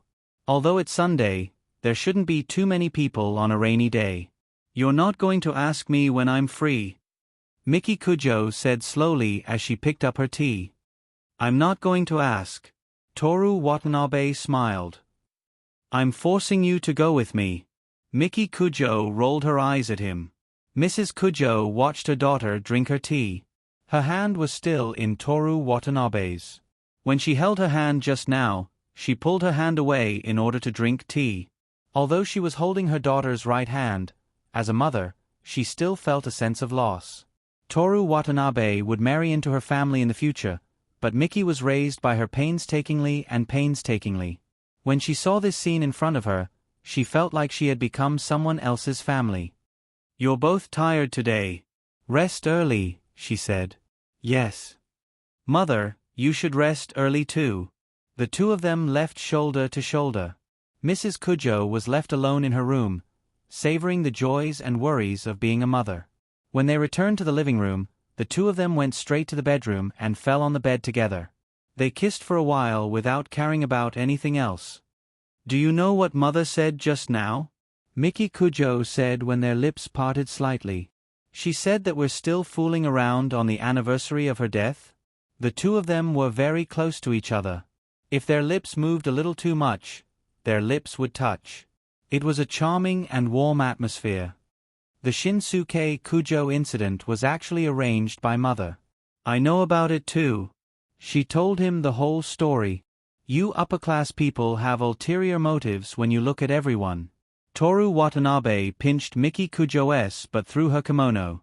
Miki Kujo hit him, but he obediently put his hand back on her waist. "You," she said, "I've told you before. You, me, us. The rest are all other people. Your mother too. Your mother too. Can you do it? My love is too deep." Toru Watanabe buried his face in her chest and said in a muffled voice, "If this goes on, I'll be as extreme as you. If I didn't love you to the extreme, I wouldn't have allowed you to have two lovers." Toru Watanabe didn't say anything. His hands hugged her even more tightly. "Have you guessed this?" Miki Kujo reached her hand into his hair. "I guessed a little. But no matter what, I won't agree to it. I don't want to get involved in these things. I'm already satisfied in this life. I don't want anything more." The two of them stopped talking and snuggled together in the rain. Miki Kujo stopped combing Toru Watanabe's hair. "Are you thinking about Rin Kiyono?" "No. No." Miki Kujo sneered. Her hand went over Toru Watanabe's shoulder, back, and then to his stomach. "You dared to lie to me. I'll punish you." She pulled down her kimono on her left shoulder, revealing a large part of her skin. "Using your hand is too despicable. Sit on me if you dare." "Do you know what punishment is?" Miki Kujo sped up. Toru Watanabe opened his mouth and was about to taste the cherry in front of him when he suddenly thought of something. "Why does this look like I'm drinking milk?" "Good boy. Big sister will feed you." "Big sister will feed me." "What? You want me to call my mother?" Miki Kujo squeezed his hand. "Nothing. Big sister is good. I like Big Sister Miki the most. P.S. Thank you to the leader of Hwaji_XX for becoming the 55th leader of this book. Thank you to the leader of Silly Looking Hanser for becoming the 56th leader of this book. I might have to go back on my word about adding more chapters. This book is 1.2 million words. It's not a lot, but for a daily life novel, it's already difficult to update normally every day. Plus, I might not even be satisfied with the quality of my writing, let alone 2 chapters of 8,000 words a day. These days, I've tried to write in front of the computer after waking up, but in the end, I've only written 4,000 words. I'm sorry to the leader who gave me the tip. I won't be adding more chapters until the end of this book. But I won't stop unless I take a break or something unexpected happens. I'm very sorry.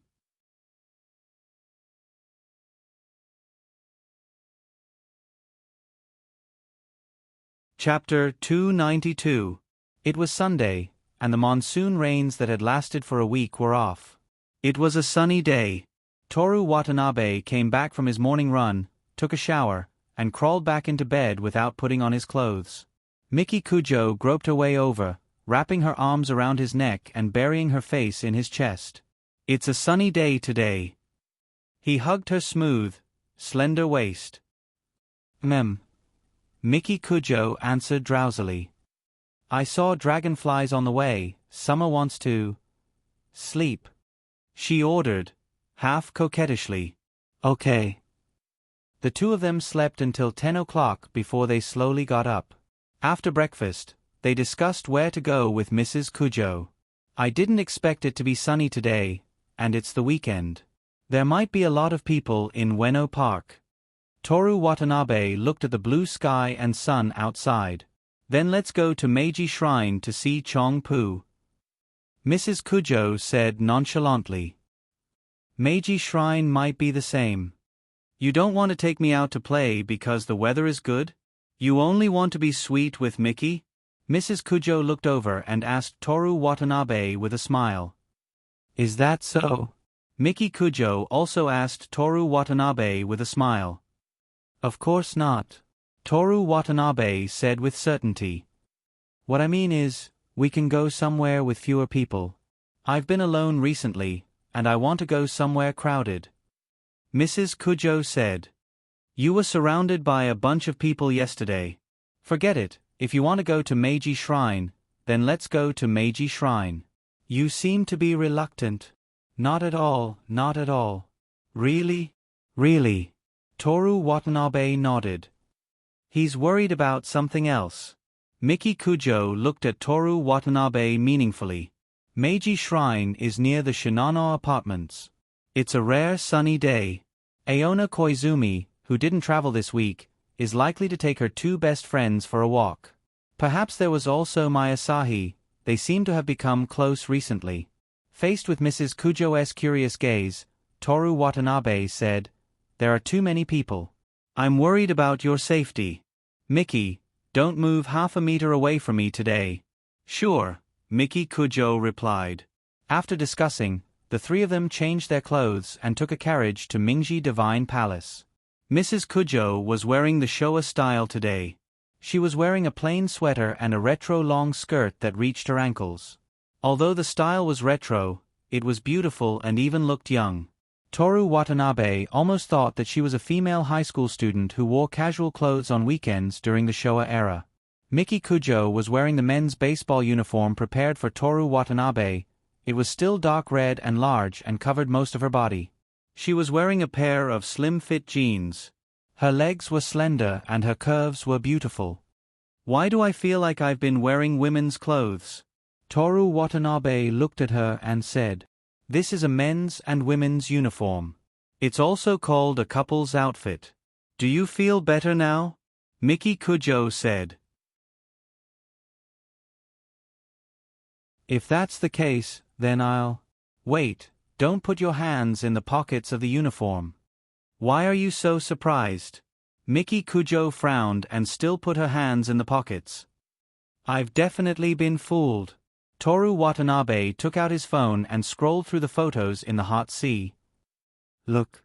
He handed the phone to Miki Kujo. Miki Kujo looked at the photos and immediately burst out laughing. In the photos, Toru Watanabe was wearing a dark red baseball uniform and jeans with his hands in the pockets of the uniform. It really is a couple's outfit, she said as if she had just discovered it. You're going back to change now? We're wearing the same today? You've been fooling me into wearing women's clothes every day. Watabe-kun. Kujo's wife suddenly grabbed Toru Watanabe's hand. Look at Zenheim too. Isn't she pretty today? Why do you keep staring at Miki? Toru Watanabe almost crashed into the faded tall torii pillar at the entrance of Meiji Shrine. The pillar turned red again. Take care of your mother, he said to Miki Kujo. The 9 beauties hooked onto his other arm, and he could feel their softness pressing down on him. She said coquettishly, Suki-kun, do you want Miki or Zenheim? Widow or 16-year-old beautiful girl, which one do you want? Tell me. Miki, don't be like this, I'm scared. If you're scared, then why don't you take your hand back? Do you want to be buried here? Miki Kujo's face suddenly turned cold. Meiji Shrine was full of tall ancient trees on both sides of the wide road. A few steps inside was like a primitive forest, and the ground was covered with a thick layer of fallen leaves. From time to time, various bird calls could be heard, and the crow's cries were the most recognizable. Maybe there really was someone buried here. With this in mind, Toru Watanabe was about to withdraw his arm from Kujo's embrace. "It's not a widow." Kujo's wife hugged him even harder. "I'm also a 16-year-old beautiful girl, although I'm 19 or 19. And compared to Miki, don't you think my name sounds better? Zenheim, the real princess, isn't it, Suki-kun?" There were really a lot of people in Meiji Shrine today. It was hard to tell where the Asians were from, and it was hard to tell where the Caucasians were from. Almost all eyes were focused on the three of them. "Say something, Suki-kun, who do you want?" Kujo's face was close to his. Toru Watanabe tilted his body toward Miki Kujo. "I just want to kill myself from yesterday." "Why?" Kujo's wife asked innocently. "As an elder, you asked me this question in front of so many people, and I actually said that it's a good season now, and that lotus flowers and calamus flowers are only beautiful now. I'm really a person who doesn't know how to worry." After Toru Watanabe finished speaking, Kujo's wife laughed happily. "Suki-kun, you're the best." What? Ouch. A sharp pain came from his waist. He slowly turned around, and Miki Kujo was staring at him with a dark smile. What's wrong?" Toru Watanabe endured the pain and asked. "Nothing." Miki Kujo's tone was casual and relaxed. "It's just that you said the same thing as my mother." His hand was getting heavier and heavier. As a girlfriend, you can't understand the heart of a mother and a son. After saying that, Toru Watanabe turned to Kujo's wife and said, "Isn't that right, dear mother?" "Mother?" Kujo's wife looked back. "Where is mother?" Toru Watanabe whispered to Miki Kujo, "Your mother is crazy, really." "Suki-kun." Kujo's wife smiled brightly, and the hand that was wringing Toru Watanabe's waist mercilessly. Under such an atmosphere, the three of them walked to the cultural center. It was a courtyard surrounded by a pavilion, surrounded by green trees, and white clouds and blue sky in the distance. In the courtyard, someone was holding a wedding, and many people were watching. A wedding at Meiji Shrine was naturally a kami-style wedding. The bride was supposed to wear a pure white dress, while the groom was supposed to wear a black kimono with a plain striped pleated skirt, a small white flower in the center of his chest, and a white folding fan in his hand.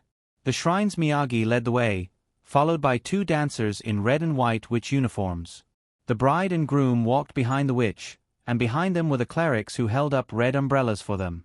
Behind the clerics were the family members of both parties. The men wore tuxedos or suits, while the women wore black or plain kimonos. It was a long line. "Will we hold our wedding here in the future?" Toru Watanabe asked. "With me?" "Miyagi-san, can you go back to your year of 19 asterisk? Do you think I'm old?" "No," Toru Watanabe answered. "Then why don't you and I?" Under her daughter's gloomy gaze, Kujo's wife smiled and changed her words. "Forget it, I won't tease you anymore." "Then let go of my arm.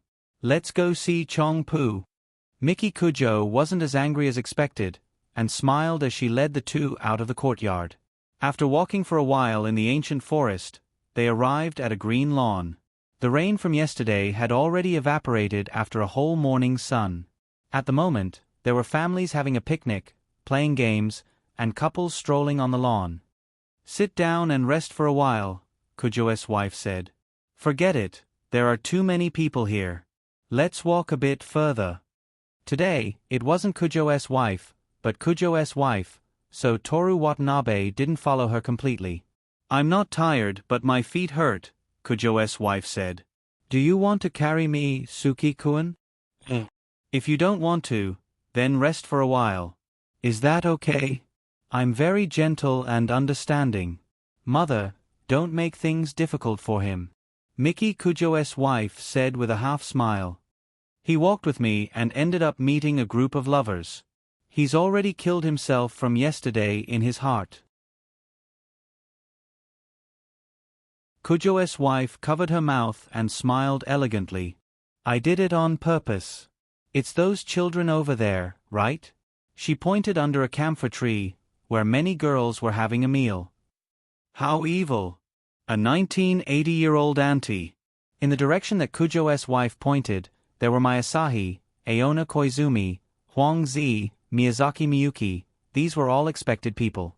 In addition, the head of the trumpet department, Kaoru Hayami, and her subordinates, Aoi Ichiki, Yoshimi Tamamo, Asako Hanada, Masanori Horikita, Uenishi Rika. Finally, there was Rin Kiyono.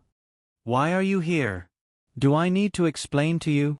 This was the exchange of glances between Toru Watanabe and Rin Kiyono before Kujo's wife told them to rest. Let's go over and say hello. Otherwise, it'll be rude. Kujo's wife said happily. Miki. Toru Watanabe listened to his girlfriend's opinion. Miki Kujo sneered. Then let's go over and have a look. Miki, you need to have the demeanor of a wife. Kujo's wife reminded him. By the way, I'm Miki's older sister. I'm a third-year student at Shungshin Girls High School. My club is the Kendo Club, and my hobby is manga. So you know about manga? Toru Watanabe was a little surprised. Suki-kun. Kujo's wife said with a smile, how old am I in your heart? I'm sorry. When I was young, I was also a girl who pursued trends and liked shoujo manga. Remember it well. Before the new year. What did you say? Nothing. The three of them walked over arm in arm. The crowd had already noticed them and reacted in various ways. Masahi's clear eyes stared at Toru Watanabe, and she didn't even notice the two beside him. Aona Koizumi stood up shyly and waited for them to come over. Huang Zi and Miyazaki Miyuki stood behind her, as if they were supporting her. The people in the playing club were just watching. Masanori Horikita happily waved at Toru Watanabe. Rin Kiyono, who was sitting with them, was elegantly and calmly drinking tea. If it weren't for the large supermarket bottle of wheat tea on her skirt, Toru Watanabe would have thought that she was drinking some good black tea. When they approached, Aona Koizumi began to speak first. Kujo-san, good afternoon. Miki Kujo first looked at her for 2 seconds, and then said, Good afternoon, Koizumi-sensei. Good afternoon, Koizumi-sensei. Mrs. Kujo repeated with a smile, and curiously stared at Aona Koizumi. Ah, good afternoon. Koizumi bowed. You are? I'm Miki's sister, Kujo Masanori. I'm now in my 3rd year of high school. Hello, Masanori-san. Mrs. Kujo's smile became a little bit more real. Toru Watanabe glanced at the 19-year-old female high school student and said to Aona Koizumi, Koizumi-sensei, you two agreed to come together? Yes. Aona Koizumi restrained her gaze and intimate tone. Mai and I were making cakes at home, and Itsuki-san called and invited us to watch the game at Jingu Stadium. The game starts at 2 p.m., so we'll have lunch here first. By the way, you two should sit down. Mai and I made some snacks. Then we won't be polite. Before Toru Watanabe and Miki Kujo could react, Mrs. Kujo had already sat down. Being able to blend in with the young people naturally seemed to be a very interesting experience for her vacation, so she was smiling. You two, sit down. Mrs. Kujo patted the picnic cloth. Toru Watanabe and Miki Kujo sat down. Masahi immediately came over and wanted to sit on the other side of Toru Watanabe, but was blocked by Kujo-san. I'm sorry, Masahi-san. Mrs. Kujo smiled and said, Suki-kun belongs to me today. Belongs to you? Masahi tilted her head slightly, and a faint voice came out of her thin lips. Yes, belongs to me. Kujo-san wrapped her arms around Toru Watanabe's arm. Isn't that right, Suki-kun? As long as you're happy. Really, how many times have I told you not to use honorifics with me, even though we've gone out to play together several times? I never said that. And please pay attention to your wording. What do you mean, go out to play together several times. My Asahi nodded understandingly. Aona Koizumi's gaze moved back and forth between Miki Kujo and Kujo-san, and suddenly said as if she remembered something. By the way, please try the cake. Thank you. I love cake the most. Ah, it's so beautiful and cute. Did you really make it yourself? Toru Watanabe was speechless. With himself as the premise, the cake made by Aonai Koizumi and Mayasaka was indeed passable. However, Mrs. Kujio's reaction was not known if it was exaggerated or if it was in line with her identity. Toru, have some too. My Asahi cut a piece. I made it. Thank you, senpai, I can cut it myself. Toru Watanabe didn't take the piece in her hand, and cut one for himself. He felt sorry for my Asahi for being so polite. But acting intimate in front of Miki Kujo-san, even if she agreed to it, would only make her dislike them, and it might even lead to bad things. But even if that wasn't the case, he still couldn't be intimate with girls in front of Miki Kujo. No matter what, Miki Kujo was his girlfriend. It's delicious, Suki-kun, have a taste. No need. Is it really delicious? Come on, no need. Toru Watanabe dodged and pursed his lips. Being intimate with girls seemed to be something that only Kujo-san could do. At the same time, they entered the old theater on the other side. Good afternoon, Kiyono-san. Good afternoon, Joe. Miki-san. The two girls looked at each other, one smiling, the other expressionless. Could it be that you've already changed? Miki Kujo said. Thank you for your concern. I only agreed to come because I heard that Watanabe-san was coming back, but I didn't expect Miki-san to come as well. You don't want to see me? Rin Kiyono gave her a cold expression that said, you know it yourself. Forget it. Miki Kujo's voice was soft and melodious as she looked at Rin Kiyono. This blue dress is very nice, and the white belt matches it very well. Thank you, Rin Kiyono said lightly. I wasn't saying anything, I was sincerely praising you. Miki Kujo laughed. You're not praising my clothes? Rin Kiyono sneered. I thought you were shallow enough, but I didn't expect you to care about wearing the same clothes. It's because I like him that I even want to wear the same clothes as him. Forget it, you won't understand even if I tell you. How did you know that Watanabe was coming here today? Why should I tell you? Watanabe. Miki Kujo called out to Toru Watanabe, who was avoiding his mother feeding him. What's the matter? Toru Watanabe immediately replied. This 19-20-year-old female high school student was too hard to please. She was pestering him endlessly.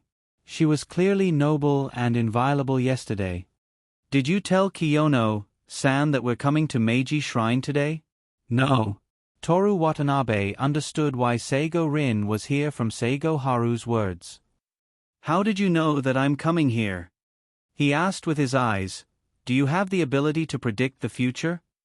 Yiki-san told me. At the same time, Rin Kiyono reprimanded him with her eyes. Don't dream all day long. Yiki-san? Toru Watanabe doubtfully looked at Aoya Chiki.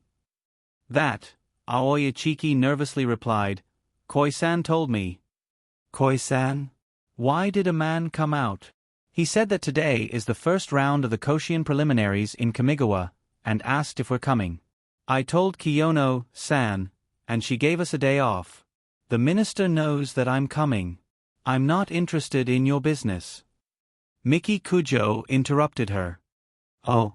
Aoya Chiki nodded. I tried to invite Kiyono-san, but Kiyono-san and Watanabe-san are the same, they never accept invitations, so I went to Koi-san and asked him if Watanabe-san would come.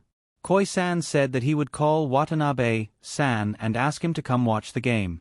He said that Watanabe-san's house is very close to Meiji Stadium, and he's a member of the baseball club, so he would definitely come. So you said to me, Kun Watanabe is also here?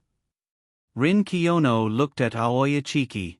Aoya Chiki was a little embarrassed, and quickly said, but he really came. The problem is that Koi-san didn't call me. Koi-san lied to me. Aoi Ichiki slightly widened her eyes. Let me check the records. Maybe I didn't notice. Toru Watanabe reached into his pocket, but didn't find his phone. Dropped it? The moment this thought came to his mind, he remembered that he didn't get his phone back when he showed the photo to Miki Kujo. Miki, my phone is with you, right? He said. Miki Kujo looked at Rin Kiyono with a smile, and at the same time, she raised her left hand. Toru Watanabe held her left hand with his left hand, and his right hand reached into the sleeve of his baseball uniform and took out his phone. No. Before he could finish, his phone rang. Watanabe, come out to Meiji Stadium, let's see Koi-san's free home run. I just got here. Toru Watanabe said to Aoi Ichiki. Miki Kujo smiled at Rin Kiyono, and Rin Kiyono picked up the paper cup and drank the wheat tea as if she didn't see anything.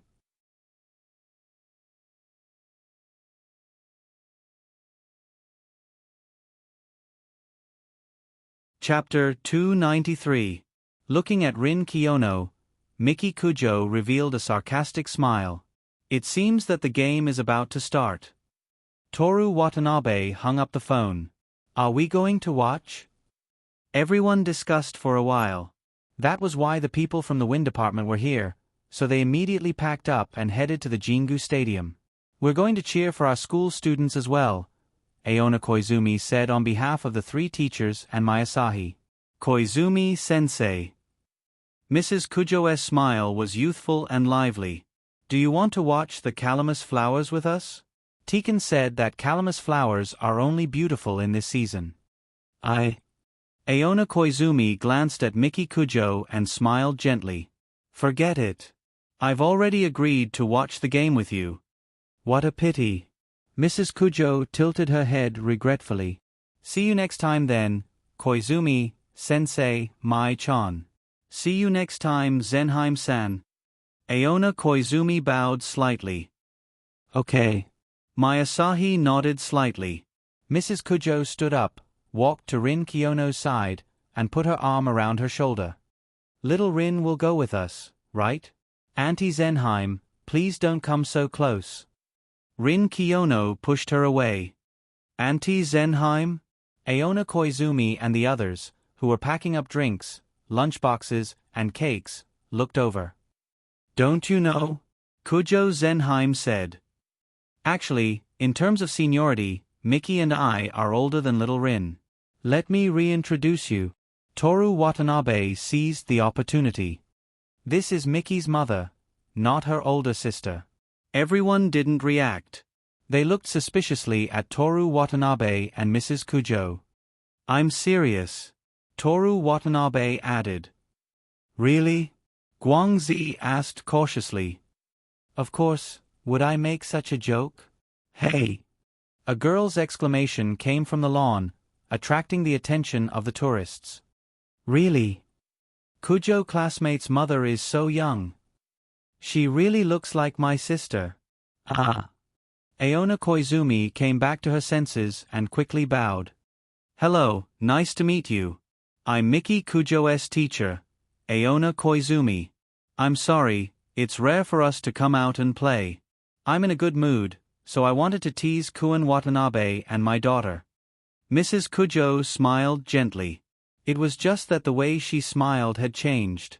She had changed from a young girl in 19 to a young noblewoman in 20.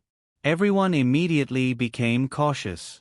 After her identity was exposed, Kujo no longer had any interest in talking to them. She turned around and grabbed her daughter and Rin Kiyono's arms, and walked towards the calamus flower field. Rin, when we came today, I asked Kuin Watanabe to choose between Miki and me, and he chose me. Lies. Miki, you tell her. Can you not hug me? It's very hot. You don't like your mother? I don't like Kiyono classmate. Ah, I happen to feel the same. You two have such good chemistry. You're actually very close. No. In the middle of the conversation, Toru Watanabe said to Mayasahi and Aona Koizumi, I'm sorry. Why are you apologizing? Aona Koizumi looked at him in confusion. My attitude just now. It's okay. Aona Koizumi smiled and said nonchalantly, you're here to accompany Miki classmate today, and she's. Anyway, Watanabe, teacher won't blame you for what you did. Yeah. My Asahi nodded in agreement. As long as I'm sincere, I don't care about anything else. Toru Watanabe looked at the two of them and asked, is this really okay? Of course it's impossible to say that I don't care. Aona Koizumi smiled and said, but Watanabe, you're in a difficult position, right? We'll only be happy if we care and understand each other, right? Toru Watanabe was speechless. Even if he drew a clear distance between them in front of Miki and acted politely, the two of them still understood him. No, they accommodated him. Also, Aona Koizumi was a little expectant and shy. Didn't you promise me that you'll take me out to play after the Mayu? I'll go too. My Asahi stared at Aona Koizumi. That. I'll go too. My Asahi stared at Aona Koizumi. My classmate, that, you can be alone with. I'll go too. My Asahi stared at Aona Koizumi. Aona Koizumi didn't know what to do and looked at Toru Watanabe. Toru Watanabe looked at the two of them and smiled. Teacher, you decide. Goodbye. Watanabe, I'll go too. My Asahi stared at Aona Koizumi. Toru Watanabe caught up with the three of them. Rin Kiyono was trying to pull his arm back from Mrs. Kujo. Watanabe classmate, help. I can't help. Toru Watanabe put his hands in his pockets and walked with light steps. I don't want to be entangled. You, come here. Miki Kujio turned her delicate face and ordered. What? Miki Kujo's other arm hooked around Toru Watanabe's arm. The four of them stood side by side, hand in hand, under the gaze of tourists. Ordinary people might feel ashamed, but the four of them were bad people who didn't care about the eyes of the world. In the puddles of water in the flower field, the calamus looked like daffodils, but the colors were different. White, peach, lavender, dark purple, and other colors competed with each other and stretched into the depths of the forest. Small signs were erected at the roots of the calamus, with "Universe" and "Cloud Clothes" written on them. In front of the flower field, there were photographers and artists sketching. In the flower field, the flower farmer was taking care of the flower field. Toru Watanabe was curious about what kind of scenery would be depicted on the camera lens and canvas. The calamus in the plum rain season is really beautiful. Let's go to Ueno to see the lotus later. Mrs. Kujo looked at the three of them. How about next week? Toru Watanabe said, looking at one flower a day can make you feel good twice. Mrs. Kujo smiled and stared at Toru Watanabe. Toru Watanabe understood what she meant. But it's boring to go back so early. It's rare to come out. Let's go to Yoyogi Park or go shopping in Takashita Tong. That's a good idea. Mrs. Kujo nodded with satisfaction. Let's go, Rin, Miki. Sorry, I have to go back. Rin Kiyono looked tired. Tired? Mrs. Kujo asked with concern. I haven't walked this long in a long time. Toru Watanabe looked at Rin Kiyono. Recently, because he paid attention to the distance between them, he didn't give her any drinks with drugs. Moreover, that kind of thing, in order to strengthen the body, it needs to be combined with long-term regular exercise. Rin Kiyono's exercise time is limited to when she is with him. Expecting her to go back to exercise by herself is better than expecting to meet a puppy on the road and chase her around. He doesn't know if a dog can resist her charm. Anyway, a cat probably can't. While he was thinking, Rin Kiyono in his line of sight suddenly smiled, like a lotus quietly blooming with water. Toru Watanabe looked away from her as if nothing happened. If Rin wants to go back, then I can only go with Tsuchikuen and Miki. Kujo Masakazu sighed. I have a proposal. Toru Watanabe understood that this was a threat from Mrs. Kujo. Kiyono-san, how about going to Jingu Stadium to watch the game? You just need to sit there. Are you going to play? Rin Kiyono asked. Me? Of course not. I'm not interested in baseball. The person who is interested in it won't play. Why should I sit there? Rin, Mrs. Kujo couldn't help but laugh. Even if it's a war, you don't have to be so straightforward. If there's no time limit, if it's not for Kiyono's family, I'll take it slow. But no matter what, I'll be the winner in the end. There's no doubt about that. A defeated dog can still be so confident. Even as an enemy, I admire your tenacity. Miki Kujo crossed her arms and tapped her phone on her arm with a contemptuous smile. I'm not afraid of losing. I admit defeat, but I'll never lose. Rin Kiyono said coldly. On the contrary, I'm afraid of losing. I won't admit defeat, but I'll never lose. Mrs. Kujo looked at her daughter and Rin Kiyono and nodded with interest. Then, as if she suddenly remembered something, she said to the invisible Toru Watanabe. Kun Watanabe, can I trouble you to play? I want to spend more time with Rin. Mrs. Kujo's eyes were filled with an irresistible smile, so Toru Watanabe changed his words. I'll try, but there's nothing I can do. Then let's go and watch the baseball game. Mrs. Kujo held the arms of the two young ladies again. The last time I watched a baseball game was 19 star. I was only 15 years old then. I was a young girl in a sailor suit, younger than both of you. By the way, Kun Watanabe, I'll cheer for you and be your first baseball fan. Thank you. The four of them left Meiji Shrine and took a car to Meiji Shrine. Last summer, in order to film from Iwate Prefecture to Tokyo, 400 kilometers, the three of them watched the fireworks at the stadium.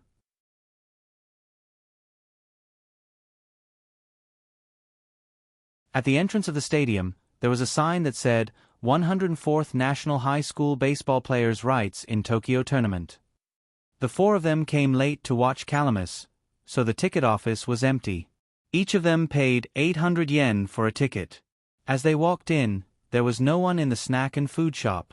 Only the staff was staring at the live broadcast on the wall. The four of them walked into the auditorium. The audience was sparse, and they sat randomly. The entire stadium was covered by a net. On the wide screen, the game was in the second half of the first half. Toru Watanabe looked at the field and found the Kanagawa High School's lounge. He pointed there and said, "You guys sit there." Miki Kujo looked at the screen. The Kanagawa High School's cheerleaders were there, singing the school song and cheering in unison. No, it's too noisy. She stood in the infield, directly opposite the pitcher. Don't talk nonsense. Toru Watanabe pulled her up. I might be able to play later. You guys sit there. Even if I'm in the field, I can protect you immediately. Are you ordering me? Although she said that, Miki Kujo still let him pull her. It's not an order, it's a request. Looking at the back of the two, Mrs. Kujo said to Rin Kiyono, the situation seems to be unfavorable for you, Rin. Compared to Miki, Watanabe, San loves me more. Tell me, who do you think he wants us to sit there to protect? Without waiting for Mrs. Kujo to answer, Rin Kiyono walked in the direction of Toru Watanabe. Should we arrange an assassination? Mrs. Kujo whispered. After greeting Aona Koizumi and the others, Toru Watanabe took off his jacket and sat on Miki Kujo's chair. I'll go down and ask if I can play. Don't leave here. He reminded them again and again before leaving the auditorium. Where is Kun Watanabe going? Aona Koizumi asked subconsciously. He's playing for Rin Kiyono. Miki Kujo sneered.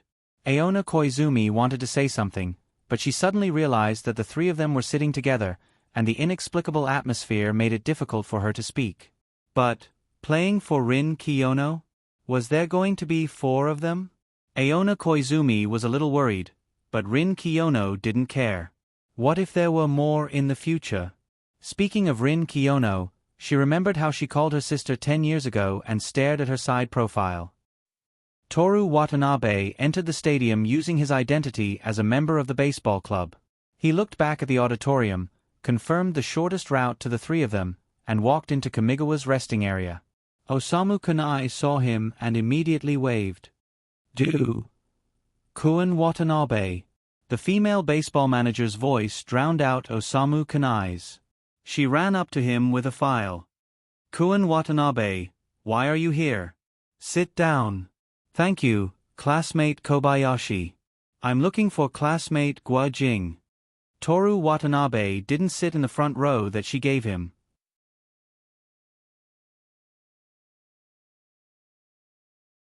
Instead, he sat next to Osamu Kunai in the second row. "Guojing, can I play later?" he asked. "Play?" Osamu Kunai looked at him in surprise. "I thought you didn't like baseball?" "I don't like playing music either." "Don't talk nonsense. Can you let me play?" "Any position is fine. You'll have to ask the coach." In the high school baseball club, the coach's words are absolute.